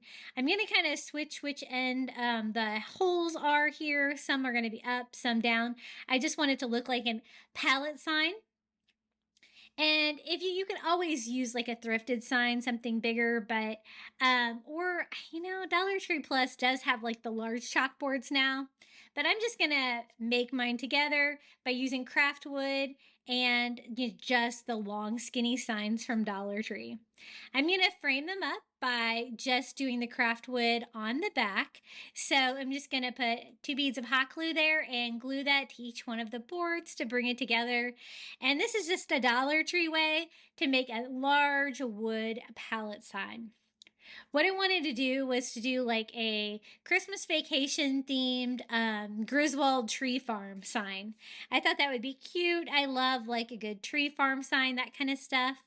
We're going to paint it with some chalk paint. I chose crisp linen. It's kind of a whitish ivory color. And we are just going to paint this wood. This unfinished wood from the Dollar Tree paints so easily. So this is not going to be any trouble at all. I'm just going to do 1 coat of this ivory color all over. And then I'm going to go in and kind of distress it, make it look like an old farm sign. So I did ivory and then I dried that, and then I just kind of went in between each one of the boards with some antique wax by Waverly. And then I'm just using a baby wipe to kind of weather it all over. I probably used a little bit too much antique wax by Waverly because it's turning like more wood when I wanted more ivory. But that's okay because you can always go back in with your original color, distress it some more, get it however you want. I was just kind of going for a rustic look on this sign for a tree farm. But I do want it to look like they are individual pieces of wood. I think that looks kind of cool for a sign. Then I used my Cricut, and I will include the printable. I had to do the free scroll with purchase, I think in a separate file, but I did make this into an SVG file. So you can use this on whatever kind of cutting machine that you have. And this is going to be in my Google folder that I'm going to have linked below this video. And the very bottom of the sign, I wanted to say free squirrel with purchase because it's going to be a Christmas tree farm. And the squirrel inside the tree, I thought that was funny. So I'm just using my paper, transfer paper, and then we're going to use some green vinyl here.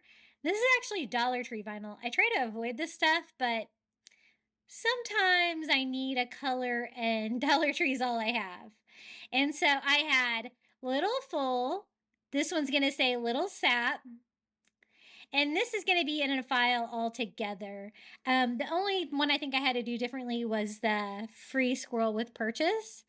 And it's just a matter of trying to get this to stay down and weed it. The thing I don't like about the Dollar Tree vinyl is it just doesn't work well with my mats and stuff like that. It's usually kind of hard to weed.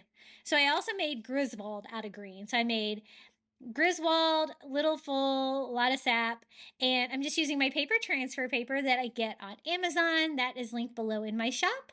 And we're going to use all those to put all the vinyl on the sign. I'm also using some of the red Dollar Tree vinyl for the Christmas word here, the Christmas tree farm. And just trying to make sure that I can weed this and not take any of the vinyl with me.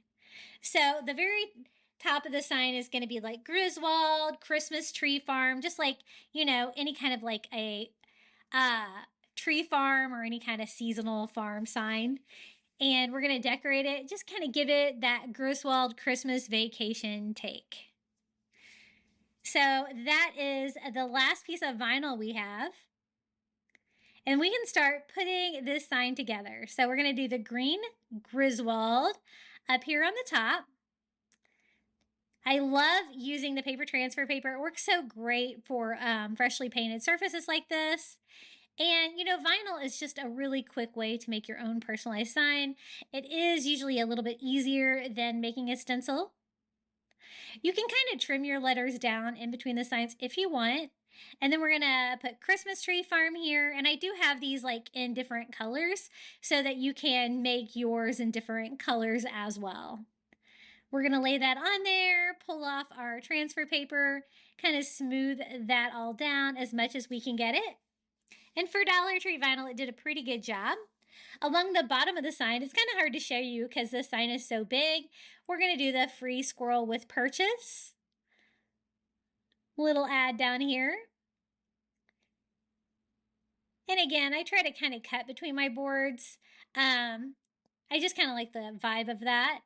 And then we're going to have little full over here on the left, a lot of sap over here on the right, which make great ads for a Griswold Christmas tree farm. And then I'm just kind of trimming my vinyl down, making sure everything is good and smooth. Now for this center, I didn't put anything because we're going to do these little Christmas trees, wooden Christmas trees from the Dollar Tree. I decided I like the 3 the best. I think that looks pretty good. And I thought it'd be fun to kind of do like a little 3D vibe of having a little Christmas tree on the Christmas tree farm sign. And then to break up the vinyl, make it look a little bit more hand painted and less like plastic stickers, I decided to go back in and distress mine all over with that same whitish color that we used to paint the sign, just to kind of make, you know, that distressing through the vinyl just kind of gives it the appearance more of a hand painted sign. I'm also going to seal the vinyl. Since I added so much vinyl, I want to make sure that it is good and secure. So I go over the entire Christmas tree farm sign with a coat of Mod Podge. Now here's the little Christmas trees that we want to attach to the front. And we're just going to paint those green. So it's going to be a very red, white, and green kind of sign. And I have Christmas tree green color in acrylic, and I just painted that. And then just simply hot glue that right there to the center of my sign. I got a little crazy with the hot glue, so just trying to clean that up a little bit. And then I went in and slightly distressed all my little trees too to give them that same kind of distressed vibe. I have just a little sawtooth hanger left over from a Dollar Tree sign that we're just going to put here in the craft wood in the back on the frame so that we can hang this on the wall. And we have a big giant Christmas tree sign for my entryway. Very Griswold, very Christmas vacation, and super sweet. What do you guys think? I'm going to add to this, we're going to be doing a whole wall full of Griswold Christmas decor signs using things from the Dollar Tree. Now I wanted to make a big garland sign, and to do that I wanted little mini signs. So I decided to use these little wood pallet signs from the Dollar Tree. I picked up 3 of them. I want them to coordinate with that Christmas tree farm sign that we made, which was ivory. So I'm just going to go over all of the little wooden pallets with ivory. And I want to make like a really like traditional Christmas garland and have like these little Christmas vacation signs hang from it. We're going to hang this on the same wall as everything else, kind of tie everything together.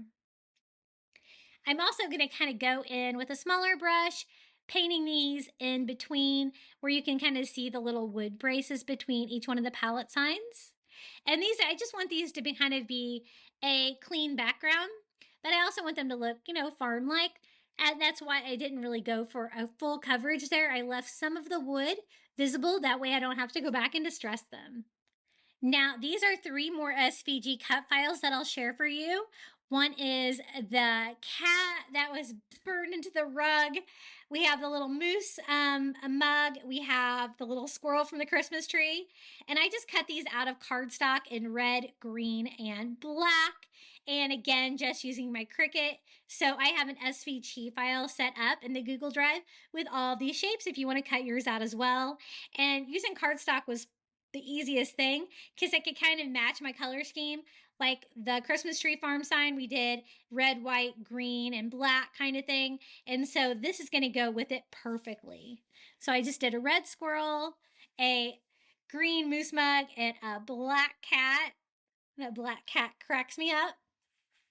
And I am just Mod Podging those to the front of the signs. They do kind of hang off of the sides of the signs, which is totally fine.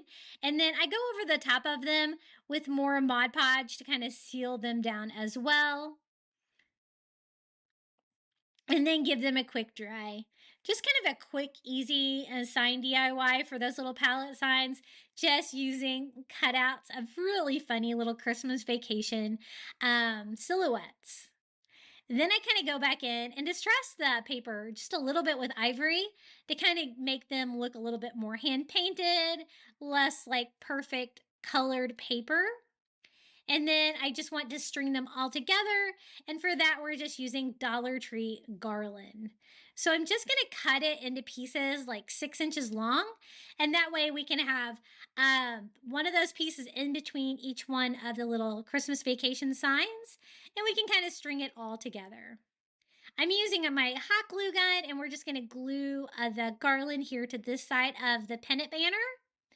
And then to the other side, we're going to glue another piece of the garland. And then we're just going to keep doing this until we string up the entire garland.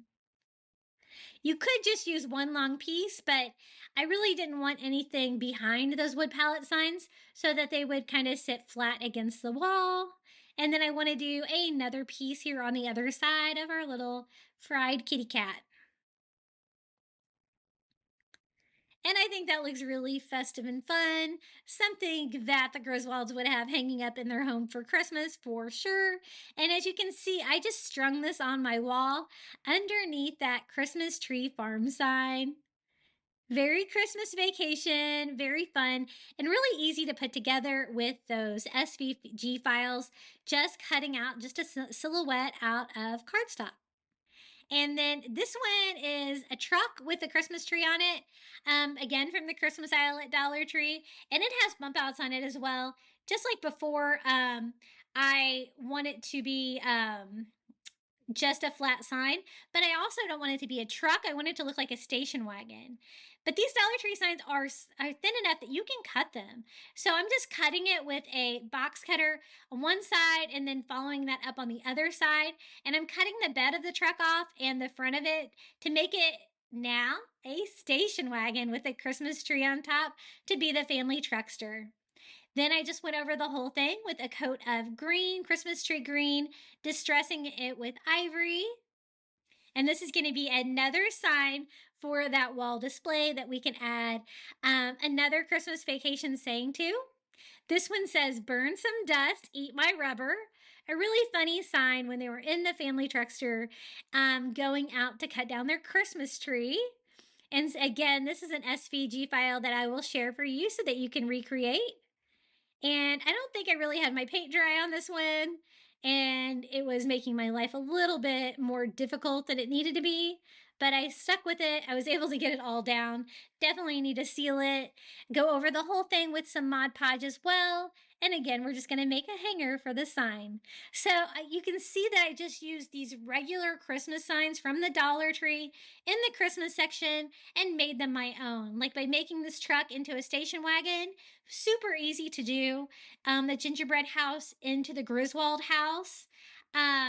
Just kind of turn them over and see if you can still use them. Even like the camper, just using it on the back, and then you can add whatever words that you want to them. And it's just a fun way to customize some Christmas vacation items just with some cheap items from the Dollar Tree. Now, I also found this sign at Dollar Tree in the Christmas aisle. It is a camper with a Christmas tree on top. So it totally reminded me of Christmas Vacation because of Cousin Eddie's camper. I'm going to paint this one red. Just all over, just because I want to kind of make it like a, just a sign. It's just going to have the silhouette of a camper with a Christmas tree on top. So I used candy apple red in acrylic, and I just went all over with one coat of that. I'm going to go back in and distress it very lightly with a dry brushing of ivory. If you get a little bit too much on there, you can always go back and kind of blend that in with just a baby wipe. I just wanted a light distressing before I go in with more Cricut white vinyl. The white vinyl that I get, I buy it in bulk on Amazon. That is linked below in my shop, as well as the transfer paper that I use. Now I am just going to weed this out. This one has a bad word in it, so I'm not going to say it in case you have any littles around. But you can always edit yours if you want, like by putting like asterisks and stuff like that in there. But I will share this SVG file for you too if you want to recreate it with the actual line from the movie. So you can see what it says. And we're going to put that on the camper because that totally makes sense, right? One of Cousin Eddie's like iconic lines. And I just use my transfer paper and transfer this. I use like this fancy font. I thought that would look really funny with that crazy expression that it's spelling out. Gonna make sure I get this all down, kind of sanding that into my sign, and then again sealing the vinyl off with some more matte Mod Podge. It's already got like 2 hanger holes on it, so I just need to go ahead and make a new hanger with twine. This did have like little bump out pieces for the camper, but I just made that part of the back because I just wanted a flat surface for the front so that I could attach vinyl to it to make another little Christmas vacation sign. And here it is. And yes, that was full. My son got a big kick out of these signs. He thought it was so funny. And so I just paint this one Christmas tree green. It is just a Christmas tree wood shape from Dollar Tree. And then I go back and distress the whole thing with ivory to give it like a coastal farmhouse vibe. And then I'm going in with some white vinyl. This time I'm using a little bit better vinyl. And we are going to make white writing on the green sign. So I wanted to make a wall of signs to go around our Christmas tree farm sign. I want them to be red and green for Christmas. And then I want them to all have favorite lines from Christmas Vacation movie. So this one says, "Hey Griswold, where do you think you're going to put a tree that big?" And I thought that was super funny. This is another SVG file that I've designed that you can use for your Cricut or your Silhouette or any kind of cutting machine that you have to cut out the same saying. Whenever things are already designed for you, it just makes using your Cricut even easier. So again, I'm using my paper transfer paper, and I'm just going to lay that right on the Christmas tree sign and put that straight on top. I had a couple like dots not quite transfer, but easy enough to touch up with a little bit of paint. And then I just kind of sanded mine to get it all down, went over the top of it with some Mod Podge to seal it. And then to kind of make it look a little snowy, I decided to distress it with a little ivory on the like border of the tree just for fun. And we're going to do a whole bunch of these. So this is the first one we're going to do. The little Hey Griswold sign. Super fun. What do you guys think? I wanted 2 red ones, 2 green ones to hang all around that Christmas tree farm sign so I can kind of do a whole wall display. Sometimes the thing that takes me the longest with trying to do words like that on Cricut is just trying to find the right font. There's like too many sometimes, if you know what I mean. Okay, so the next one was a Dollar Tree gingerbread house. And I just flipped this one over as well because I just wanted the house shape. And again, we're going to do red because again, I just wanted to do red and green, make it Christmas colors. And I just go over the entire back of the little house sign with some candy apple red, dry it, and then distress with some ivory. And we're going to go in with white vinyl on this one too to do another line from the movie. I do a little extra distressing along the roof to kind of give you like the appearance of some Christmas snow. And this is another SVG file that I've designed for you guys that it will share in my Google Drive file. When I tell you I had to make like a whole folder, I designed so many printables and SVG files for you. And this one, you know, jolliest bunch of, you know, you could always censor yours as well. This side of the nut house, which is a really funny line, also from the movie. And we're just going to use our paper transfer paper again and put this on the house. I thought that made sense going with like a house shape. And I kind of broke mine up into two different parts because I wanted to make sure that I got it all on there without getting anything like really cut off with the roof line or anything like that. So I'm just trying to line that up. And super funny. So we have a nut house and we have a house. And again, this was just the gingerbread shape in the Christmas aisle at the Dollar Tree. Gonna finish it off with a little bit more dusting of snow on the roof to give it that winter vibe, and just make another hanger with this one with some twine. And again, I made a whole bunch of these to hang around that giant Christmas tree farm sign that we made, and they look so funny together as a set.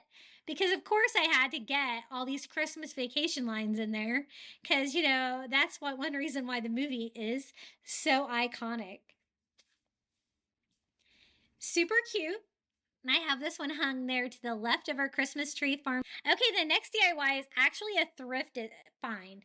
I found this little light up house at Goodwill. And this is going to be our little Griswold house. I know it's metal, it's not yellow, but it was what I could find. I couldn't really find any large houses at Dollar Tree, so I found this. I actually got it half off, so it was only $1.50 at Goodwill. And then we're going to use some of the little LED lights from the Dollar Tree. I grabbed 2 packages so that we could make this house extra festive. And even though the house already lights up, we're going to cover it with tons of Christmas lights, just like the Griswold house. And I'm going to display this on my entryway table right next to Cousin Eddie's sweater. It is kind of an open house, so that's great. I can always just store the little battery packs right inside, and I can still get to them if I need to turn them on and off. And then I just fed the lights out of one of the windows. And these are just the white lights. You could always do colored lights. That'd be really cute as well. And I'm just going to kind of wrap those all around the house. And, you know, if I need to attach it to the house, I just do a little dot of hot glue here and there. It's pretty easy to get this to stay up. And I just kind of want it all around the house. Like the house is super lit up for Christmas. And just kind of arrange those, kind of spread them out evenly. And, you know, it's a Griswold house, so it's definitely going to need even more. I didn't have any more of those, but I had some of the ribbon, which is the same thing. It's just inside of a ribbon. So I said, well, I need more lights, so let's just take the ribbon off. They're little LED lights from the Dollar Tree, because we need more Christmas lights if this is going to look like a Griswold house. So again, I'm going to store the battery pack inside my house and feed it through a window. That way I can decorate the roof because, you know, the Griswolds definitely had tons of lights all over the roof. I'm just going to start tacking down. Instead of staples on my roof, like the Griswolds, I'm just going to use a little hot glue here and there and just kind of string it back and forth. just kind of gluing it on all over. And this is going to be really fun. I think you're going to be able to get the vibe that this is definitely a Griswold house. You could probably do this with any kind of house you could find. And then I'm going to display it with this great Christmas tree I got at Target Dollar Spot for only $3. It's beautiful. Looks like a big rustic Christmas tree. And I thought we would display this with the lit up Griswold house for a cute little Christmas vacation display on my table. I'm just going to fluff it up a little bit. This is going to be like a yard tree, so I'm not going to decorate it or anything. I'm just going to use it for the tree vibe and the snow on there. And this is how it looks with our little Griswold house. Super fun. And it is definitely lit up as much as I could get it. This actual sweater sign that I got at the Target Dollar Spot. It was $3 and it's supposed to look like, I guess, like an ugly sweater. But when I saw this, I just thought this needs to be like a Cousin Eddie DIY. So you'll see what I do. It's already a black chalkboard on this sign, so I'm going to kind of take advantage of that. I'm going to tape off the area where you would have like a Dickie. So we could do like a black Dickie underneath the sweater. And I want to do that so you can see through your sweater and you can see the Dickie. Because if you remember in the movie, that's how Cousin Eddie was when he was all dressed up for Christmas. So for the sweater itself, I'm just going to paint it with ivory acrylic. I'm just kind of protecting my stand here. Now, this was Target Dollar Spot. This was not this year, so you know, any kind of a sweater DIY that you could find. I guess you could always kind of draw out the shape of a sweater. It'd be easy enough too if you can't find this. But I just go over with ivory, and again, I'm covering that black chalkboard surface, so it is going to take like more than one coat. But I wanted the black part to stay black for that part, and now we can tape it off to do the second coat of ivory. So I want it to be V-neck sweater, like Cousin Eddie's, so I'm going to use 2 pieces of painter's tape now to mark off the neckline, because I want that part of the turtleneck or Dickie to stay black, and then I want the sweater to be this ivory color, just like his sweater. So this time I'm going to do the second coat, going all over the whole area, even the part where the Dickie is. That way there'll only be like one coat of ivory on that part, so you'll be able to see the Dickie through the sweater, was what I was thinking, and I thought that was super funny. So I'm just going all over with one more coat of the ivory, kind of spreading that out the best that I can. And I go in with a quick dry, and then you'll kind of see what I was talking about. See how you can see the Dickie underneath the sweater? And we're also going to make this into a Christmas vacation sign. Since we kind of have a blank canvas there, just kind of touching this up a little bit from where I had a little bit of bleeding here, and making like just a little bit of a collar on a sweater, like a little bit of a, you know, sweater trim. I was having trouble getting it super straight, so I decided to put painter's tape back down and just paint this part on. So you might want to do this part before you remove your tape if you're going to do a little Cousin Eddie sweater as well. Super fun, and it gives it, I think, that vibe of a sweater. Sometimes that Dollar Tree painter's tape doesn't work too well, but we got it. Now again, I'm going to use some red Cricut vinyl from Dollar Tree, and this is another SVG file that I've designed that I'm going to share with you for cutting. And this one says, "You serious, Clark?" Where Cousin Eddie, you know, his famous line to Clark, I believe they were talking about Santa Claus around Christmas dinner. And I did kind of a script font, so I'm just kind of weeding that out. And you can kind of see what I mean about that vinyl from the Dollar Tree not working well with the mats, as it's kind of ripped on the back because it likes to stick to the mats, which drives me crazy. And then we can just use my paper transfer paper and put that "You serious, Clark?" right here on the front of Cousin Eddie's sweater. And this is going to make a fun decor piece for my entryway table, where we're doing all Christmas vacation theme. We're even doing a Christmas vacation tier tray. Again, I want to seal it, especially with Dollar Tree vinyl. And so I just go over the whole thing with a coat of Mod Podge. And here it is. I think it's super funny. That sweater, that look in the movie is so funny. And so is Cousin Eddie. Are you serious, Clark? And I put this here in my entryway next to my tier tray. And then I surrounded it with just Dollar Tree garland to make it look nice and festive for Christmas. And this is how it looks together with the little Cousin Eddie sweater.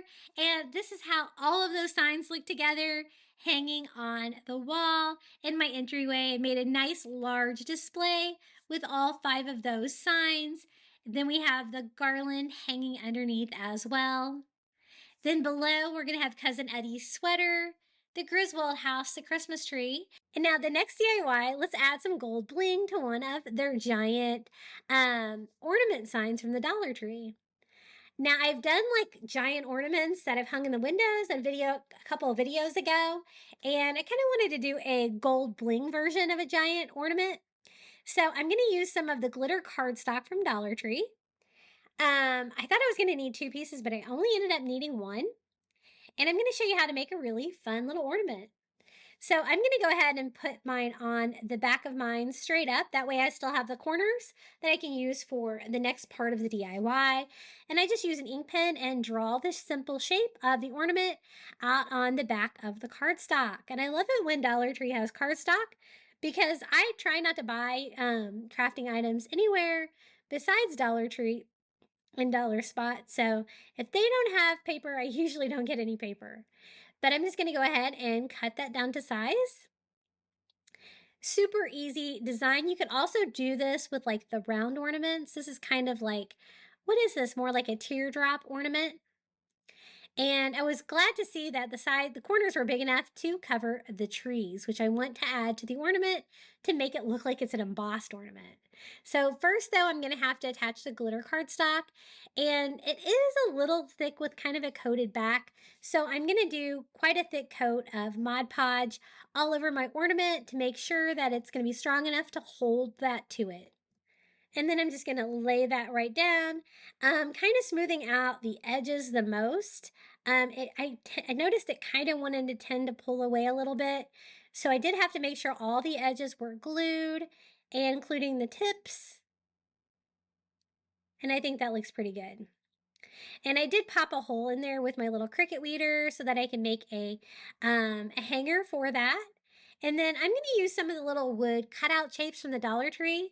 I'm just using the Christmas tree shape. I thought that would be really easy little silhouette to cut out. And I'm going to do 3 of these. So I'm going to cut this out on my gold glitter cardstock. And that way we can make it look like the ornament has texture, kind of an embossing look is what I was going for. So I'm just going to sketch that out on all my scraps there with a ink pen, super easy. And then we can just cover these little wood ornaments just like we covered the giant ornament. So it's just a matter of trimming them down. Not a very intricate cut like earlier. No wonder my hand was cramping after some of these DIYs. But I wanted to keep everything really easy today, and hopefully you've got some fun Christmas crafting inspiration. Even if you are done crafting for Christmas, you'll have to save this video for next year. So I think that's going to look pretty good. So I'm going to go ahead and trim down my others, and then I am just going to simply Mod Podge the paper onto the front of each one of the little Christmas trees, and then we can attach those to the front of the giant ornament. And while I'm doing that, I wanted to ask the same question that I posted on Facebook and on my YouTube community page. I wanted to know a story. You can leave it in the comment below.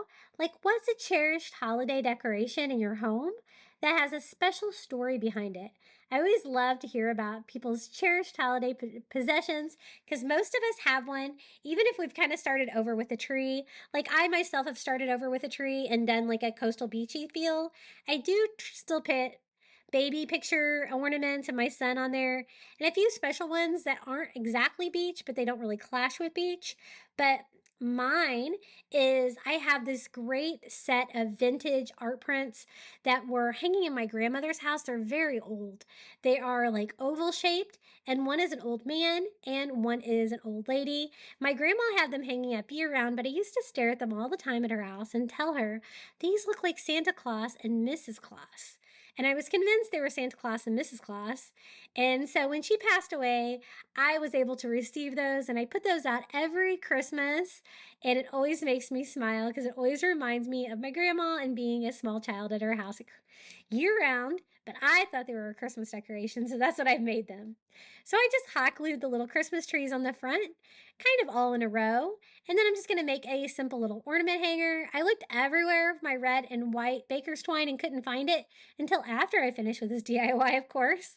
But I just used a brown and white one and tied a little knot to make a simple little hanger for our gold sparkly Christmas ornament. And I think this turned out so pretty.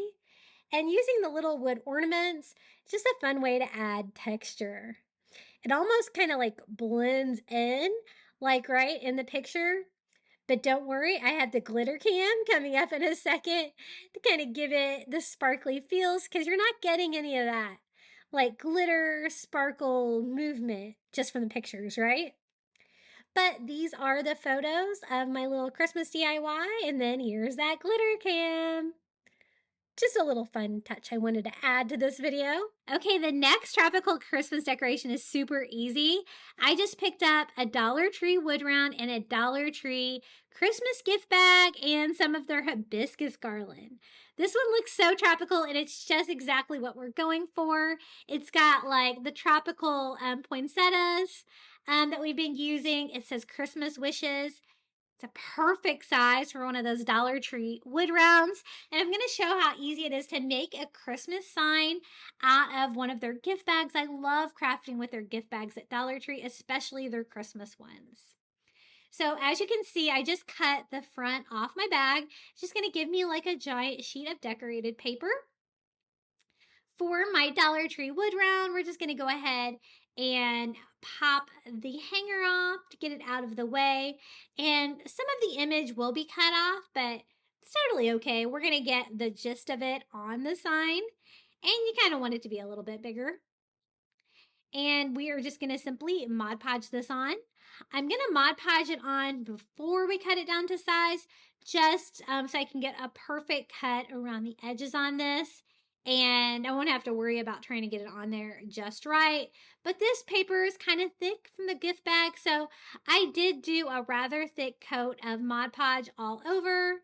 So I want it to be secure everywhere and stay on there, because this is going to be a hanging sign.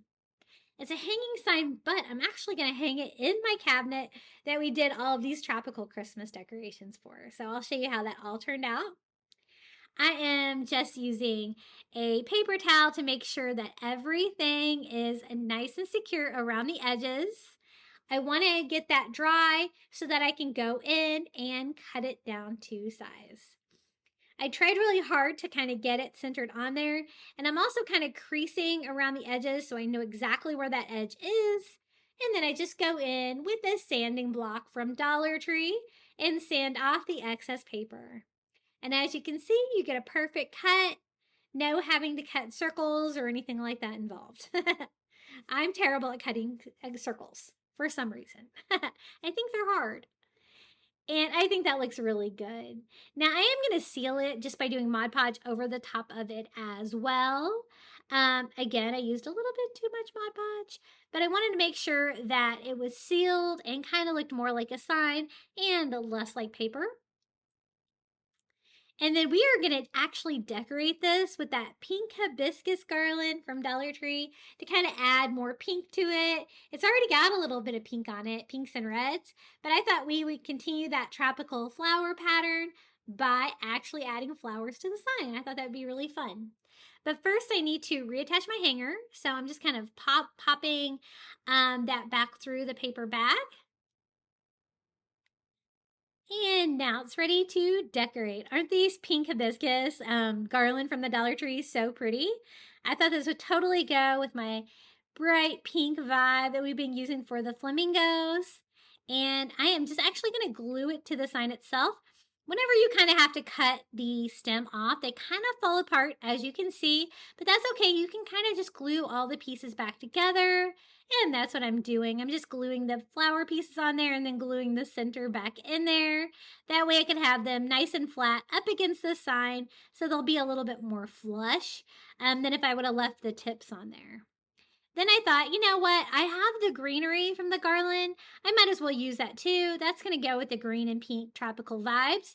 So I'm just going to kind of glue that around wherever they kind of have leaves on there. Some with the flowers, some not. But otherwise, you can still read where it says Christmas wishes. And I thought this was really whimsical and fun and really easy to do with a Dollar Tree wood round and Christmas gift bag. I love those hibiscus flowers. I always try to pick those up as well year round whenever I see them because I think they're so beautiful. But I actually hung it on the back of my cabinet to kind of set the stage for my tropical Christmas DIYs. And I think it turned out really pretty and kind of ties everything together. What do you guys think about my little Christmas wishes sign?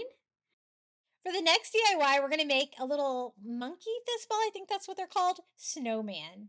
Now, these are actually the vase fillers that I got at Target, but you could use the ones from the Shore Living line at Dollar Tree if you wanted. You're just going to have to remove the handles.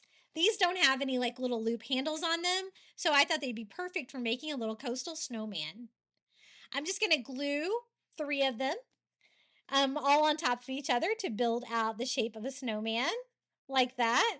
And we're going to use items from the Dollar Tree to make this really special. To start off, it's going to need a base. I'm going to use one of these little chunky wood circles from the Dollar Tree, and I'm going to cover it with a removable wallpaper and a tropical pattern. Now, I know that Dollar Tree discontinued this pattern. My favorite pattern. I'm not very happy about that. But I did scan it in, and I will include a link to that free printable in the description of today's video. If you want to recreate, you can just print this out on cardstock or paper. Cardstock might work a little bit better for you. And I just hot glued that to the top of that to give me a little tropical base for the snowman. And I also want to cover the sides of it as well. So I'm just going to cut a strip to go around the sides too. I love crafting with this removable wallpaper from the Dollar Tree. They have some really pretty ones now, but I will never forgive them for getting rid of this pattern because it's so perfect. I use it year round for coastal crafting. Luckily, I stocked up on it before they discontinued it, but it's a real bummer because I really love it. I had to do another strip to make it all the way around. And then I'm just going to attach my little rope ball snowman to the base like that, and we can decorate him. I love this DIY. I made this a couple of years ago here on my channel, and I've used it every year for decorating. Now for the hat, I'm using just a like mint greenish piece of felt. I actually picked this one up at Walmart, and I am just cutting out a little circle. That is going to be the top of the hat. I cut out another strip. I probably should have cut that out a little longer. And I'm going to build a bucket hat for a little snowman. And I just do that by gluing the top of the hat here to the sides. Definitely a no-sew little hat, but as you can see, my strip really wasn't long enough. I don't know what I was thinking, but that's okay because I can cut another strip and kind of continue this on. Really easy build for a bucket hat, but it turned out really cute. So I just glue that to the other strip so I can kind of continue that and glue that all the way around, and you have the top part of your little bucket hat. Now, it doesn't have to be an actual hat that you can take on and off. So the brim of the hat I can do a little bit easier than this section. That looks pretty good. For the brim of the hat, I'm just going to do a circle that is bigger than the hat itself. And I can just put that on top of the head. I'm going to kind of sketch out how big I want it to be and then just cut out another circle, this time bigger. And I love this color. This is why I chose this piece of felt from Walmart. You can get felt at Dollar Tree too as well. I attach the brim with a little dot of hot glue like that, kind of making it kind of flop down the sides of his little snowman face. And then attach the top of our bucket hat. Super easy little no-sew hat for our little snowman. So even though we don't have any snow here in Florida, we can still have a snowman. We can still have some fun. Now, for the eyes, I'm actually using some of these little dot stickers from the Dollar Tree. And I was trying to decide if I wanted to do blue eyes or if I wanted to paint them black like Cole. I decided to paint mine, so I'm just going to take some black acrylic paint. Looks like I've done it before. And painted some of these little button stickers so we can make some little eyes for our snowman. I thought at first like maybe the blue ones would be pretty, but I think the black is going to make him look more like a snowman. So even though they're stickers, I'm going to use some hot glue to attach it to make sure they stay on. I'm going to do two little coal eyes for our snowman. And then I am going to do the mouth with black felt. I thought that'd be easier. The dots are too big. So I just cut out a little grin, a little sliver of black felt for a little smile for our little snowman guy. And I have a really fun idea for the mouth of our little snowman. I mean, for the nose, the nose. So this is the mouth. I attached that with a little bit of hot glue so he's grinning.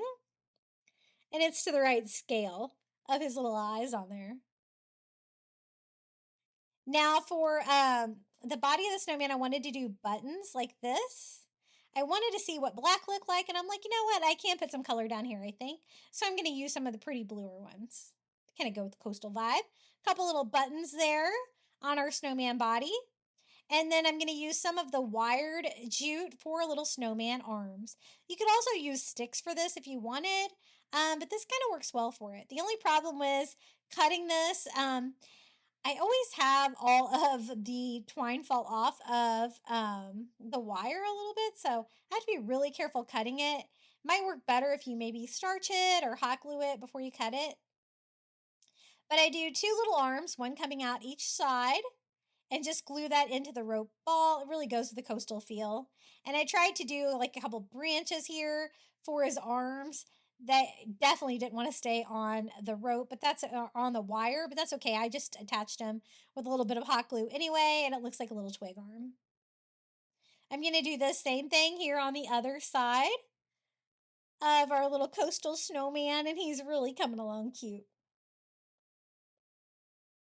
I add a little starfish for coastal feel to his little bucket hat. Isn't he so cute so far? I love him. And then I'm going to add like a seashell here at the bottom. Again, anything coastal that I can add to it, I'm definitely going to do it. It looks really cute. And then I decided for the nose, I would do like a long cone shaped shell. I had one, but it was too big. So what I did was I broke it in half and I just glued the pointy tip here. Instead of a carrot, he has a seashell nose. Then for the scarf, I needed something kind of small. So I'm using some of the red pom pom trim from the Dollar Tree and I am just cutting off the pom poms because basically I just wanted this great thin red fabric for a cute little scarf. And he can have a pop of red in there too, since it is Christmas. I cut off all the pom-poms and then I went back and cut off all of the strings that were attaching them to give me a little scarf. And you know, I'm a crafter. I don't like to waste anything. So we will use those pom-poms in the next DIY. I wrapped that around his little snowman neck, draping it down like a scarf would be. And here he is in all his glory, our little rope ball snowman. So whimsical and fun. I've never actually tried making those monkey fist balls. I wonder how difficult they would be to make. Might have to try that in a future DIY project. I love him. He's so cute. Now, I told you I don't like to waste anything, so I'm going to use those red pom-poms and make a little coastal Christmas tree to go behind the little snowman. I just take one of these little bottle brush Christmas trees. This one's like a nice mint green color. I think I got this one at the Target dollar spot. And I'm just going to glue those little red pom-poms all over for really easy little Christmas ornaments. A crafter never wastes anything, right? That's why I have a craft room full of scrap materials. So whenever I can reuse a scrap like soon, that is definitely the goal. And I'm just kind of scattering those all over. I wanted a little Christmas tree to stand behind him. to decorate him for Christmas. Just a few more, and I'm really not going to do anything else to this. I think it is fine. I love the bottle brush trees. I think they're so pretty. And here it is standing next to our little coastal snowman. And I did like a whole let it snow somewhere else theme to this cabinet. It was really cute. And I like the wood base on the Target Dollar Spot little bottle brush trees like that. I think that looks good. It's like a little wood slice. And this is how they look together. For the next DIY, we're going to DIY one of these little tinsel Christmas ornaments from the Dollar Tree and make it into a coastal Christmas ornament. I've got a really fun idea for this one. Again, I just want the cage underneath all this tinsel, so I'm removing all of the garland, ribbons, hanger, everything. I also go ahead and cut the tabs off. I like to use like the kitchen made scissors for this. They're heavy duty and it's gonna get that out of the way. We're not gonna be wrapping this. It would be kind of hard to wrap with a round shape, so I'm actually gonna be covering it with fabric. This is some fabric that I got at the Dollar Tree. It is like a turquoise material, and what I wanna do is make this look like a glass fishing float. And so I want to wrap the whole thing in one color. I just take that square of material from the Dollar Tree, and this was such an easy way to do this. I just grabbed all the excess material here in the back, wrapping it tight into that circular shape, and sealing it with a zip tie. I cut off the excess fabric. You're not going to be able to see it back there anyway. And it gave me really good coverage for this because I wanted it to be a blue fishing float. And now to make that, I need to cover it with like fishing net. So I'm going to make my own with some Dollar Tree twine. I start here and just go across the ornament like that. You know, an ornament and a fishing float have the same shape, so that's really an advantage here. And then I do a second row of it, knotting that off as well. Attaching it with a little hot glue here on the back just so that starts to stay put. And we're going to make the netting for the fishing float just out of this twine.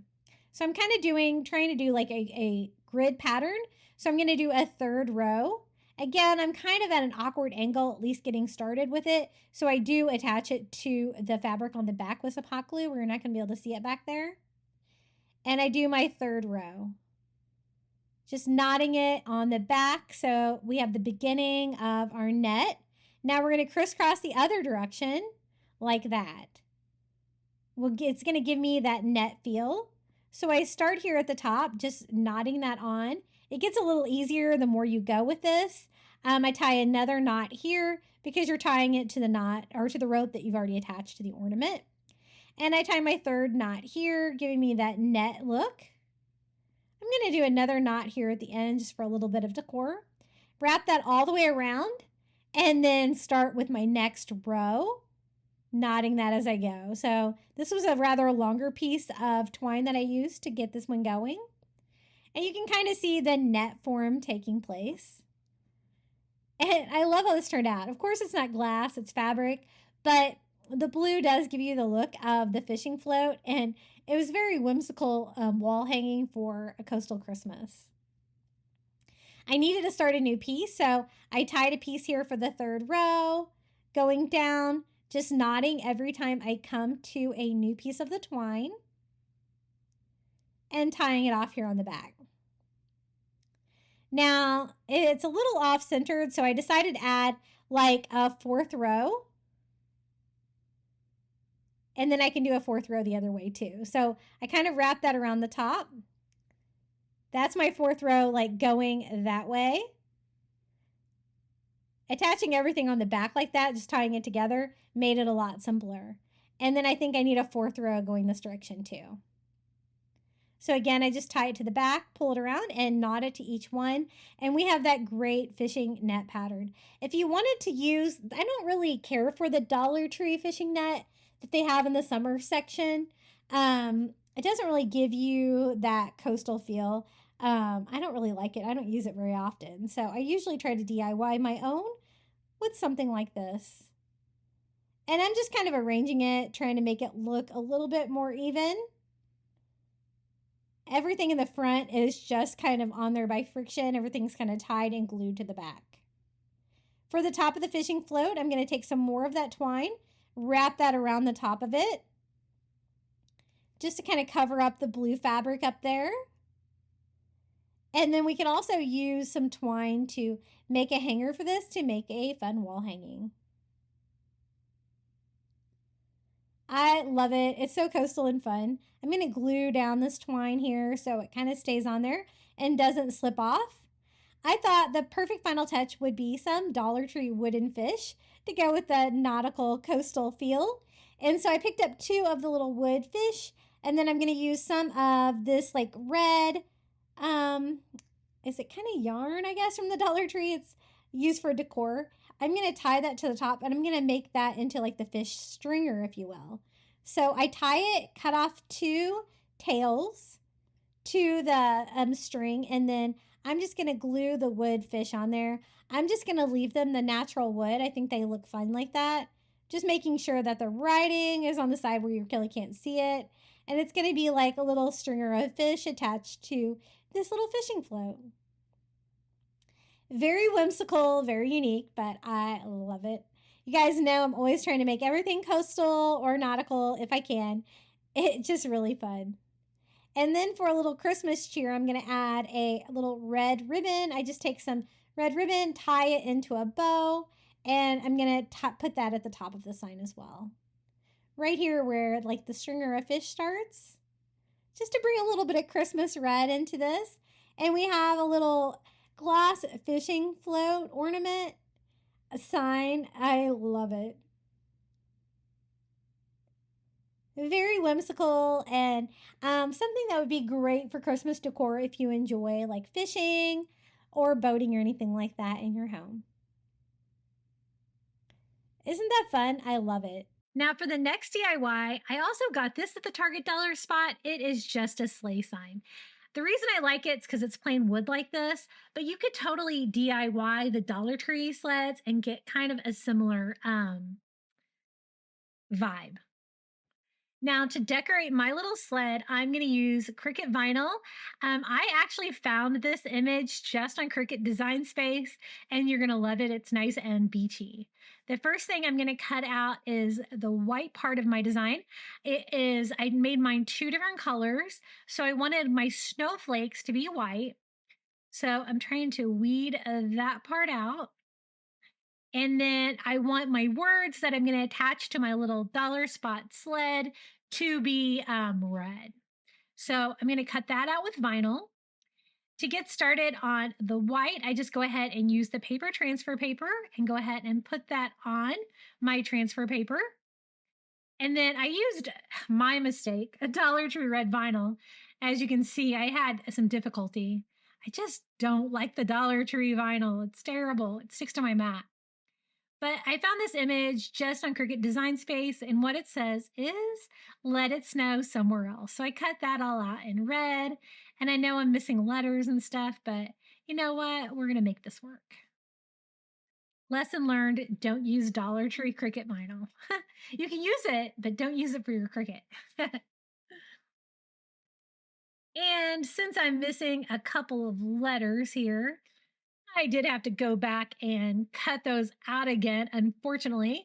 I tried to salvage them, but I could find the W, but I couldn't find the H. So I just went back and cut out just that part of the design. I hate it when I have to do that.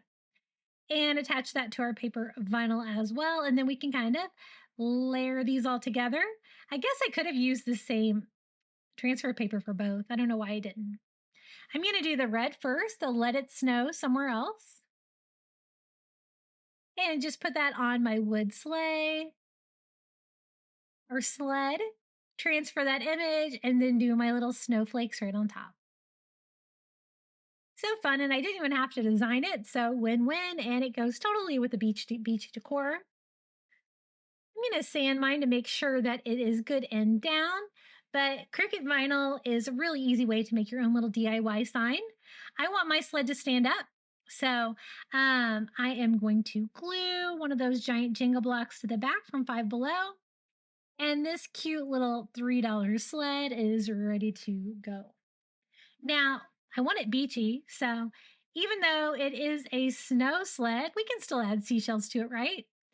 I just pick out some seashells. I liked this blue one from the Dollar Tree. I thought it kind of went with the colors we're using today. And then I like maybe want a little bit of variety. Hot glue a few more seashells on there. And just a fun little let it snow somewhere else snow sled.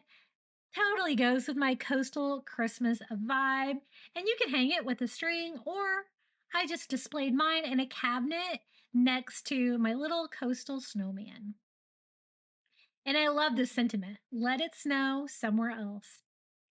And this year for Christmas, my little family is going on a Caribbean cruise for Christmas. So it's definitely not going to be snowing there. So I love it. I hope you had a great time crafting with me. Please let me know which DIYs were your favorite down in the comments below, or just come say hello. This is a QR code you can scan with your phone camera if you would like to buy me a coffee for Christmas, and enjoy the final reveal.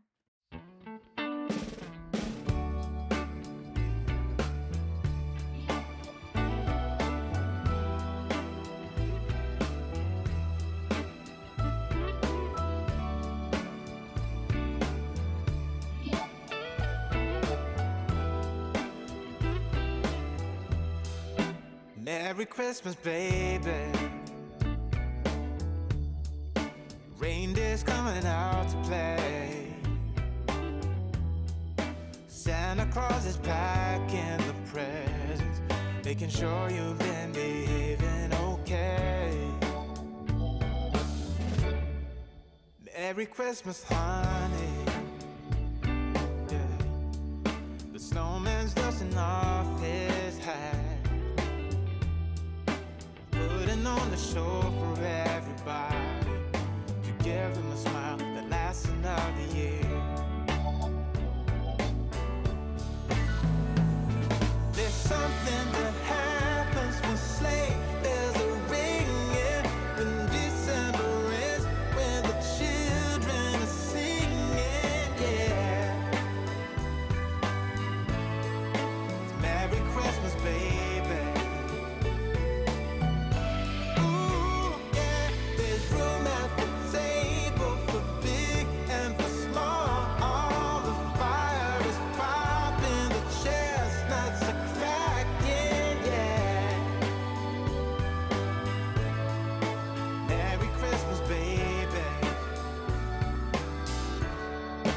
Merry Christmas, baby.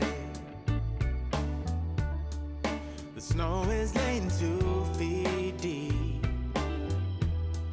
Now wish upon a falling star, so all your secret dreams can come true. There's something that happens when sleigh bells are ringing, when December ends, when the children are singing, yeah. It's Merry Christmas, baby. Ooh, yeah. There's room at the table for big and for small. All the fire is popping, the chestnuts are cracking, yeah. Merry Christmas, baby. There's something that happens when something that happens when December ends, when December ends, yeah. Oh, it's Merry Christmas, baby. Merry Christmas, baby. It's Merry Christmas, Merry Christmas. It's Merry Christmas, baby. Yeah. It's Merry Christmas, baby.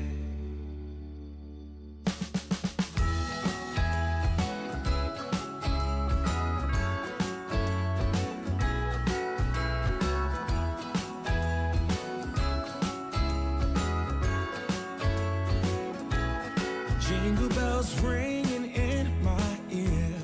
Jingle bell, a sound that's oh so dear. Frosty the snowman is all around town. Watch out for reindeers are falling down. We stay up way tonight. He climbs down the chimney at the speed of light while we're dancing around the Christmas tree, hugging and kissing just you and me. Carolers are singing outside our door, lovely songs we all heard before, as they walk from house to house to wish us all a Merry Christmas Day. Oh, a Merry Christmas Day. Oh, we're chasing snowflakes as they're falling down, and follow Rudolph all across the town. Later we meet under the mistletoe, while Santa's busy saying ho, ho, ho. We're feeling jolly, eating Christmas cake, and then we go skating on the frozen lake, saying hi to every friendly face, and later we warm up by the fireplace. Carolers are singing outside our door, lovely songs we all heard before, as they walk from house to house to wish us all a Merry Christmas Day. Merry Christmas Day.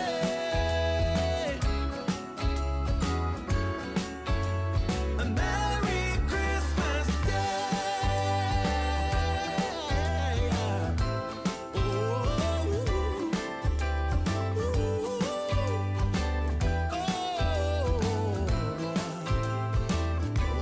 Oh, yeah.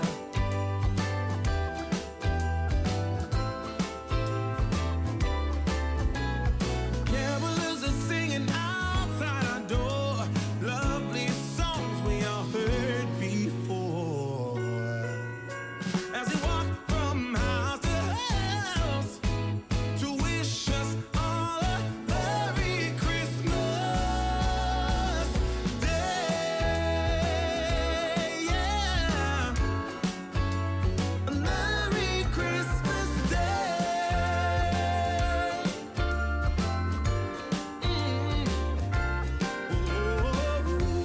Dancing around the Christmas tree, wishing all a Merry Christmas. Dancing around the Christmas tree, wishing all a Merry Christmas. Dancing around the Christmas tree, wishing all a Merry Christmas Day.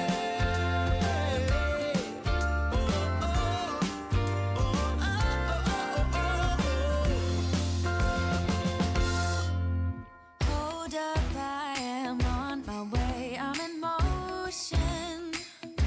Let's go to the ocean. Yeah, let's go outside. We can hang out on the beach without freezing. Yeah, isn't that amazing? In Christmas times, we'll be chilling and having a good time. Doesn't matter if the snow is falling or the wind blows and the rain is pouring. It will always be Christmas in my heart. But this year I wanna hang out with my friends and family, making angels in the sand. You and me. Doesn't matter, it is Christmas in my heart. And I can promise Santa's coming to visit. No, he wouldn't miss this in Christmas times. Oh, and the sunset, it is just getting better on a blanket with the skyline painted in blue. Ooh, yeah, that's what we do. We'll be chilling and having a good time.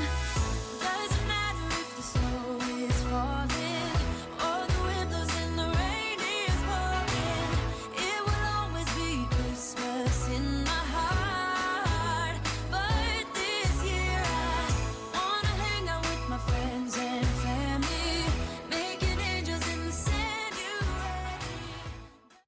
Thank you so much for making it all the way to the end of today's Christmas crafting marathon. This is my last Christmas video of the season, and I also want to thank my YouTube members for supporting my channel. Thank you to Melinda Elizabeth, Jamie Job, Janae Farrington, Pamelia Wren, Donna Schreiner, I Am Mojo Jojo, Maren Christensen, Adrian Brolt, Debbie Middleton, Red Mama, Pal Puppy Life, Renee Albanese, Jenny, Debbie Austin, James Osborne, and Lizette Thomas. Thank you so much for your support. I really appreciate it. If you would like to join the membership too, you can join on your computer or your phone. Next to today's video, you're going to get early ad-free access to my content here on YouTube. And if you would like even more Christmas crafting inspiration, be sure to check out one of these DIY videos right here. And until next time, happy crafting and Merry Christmas.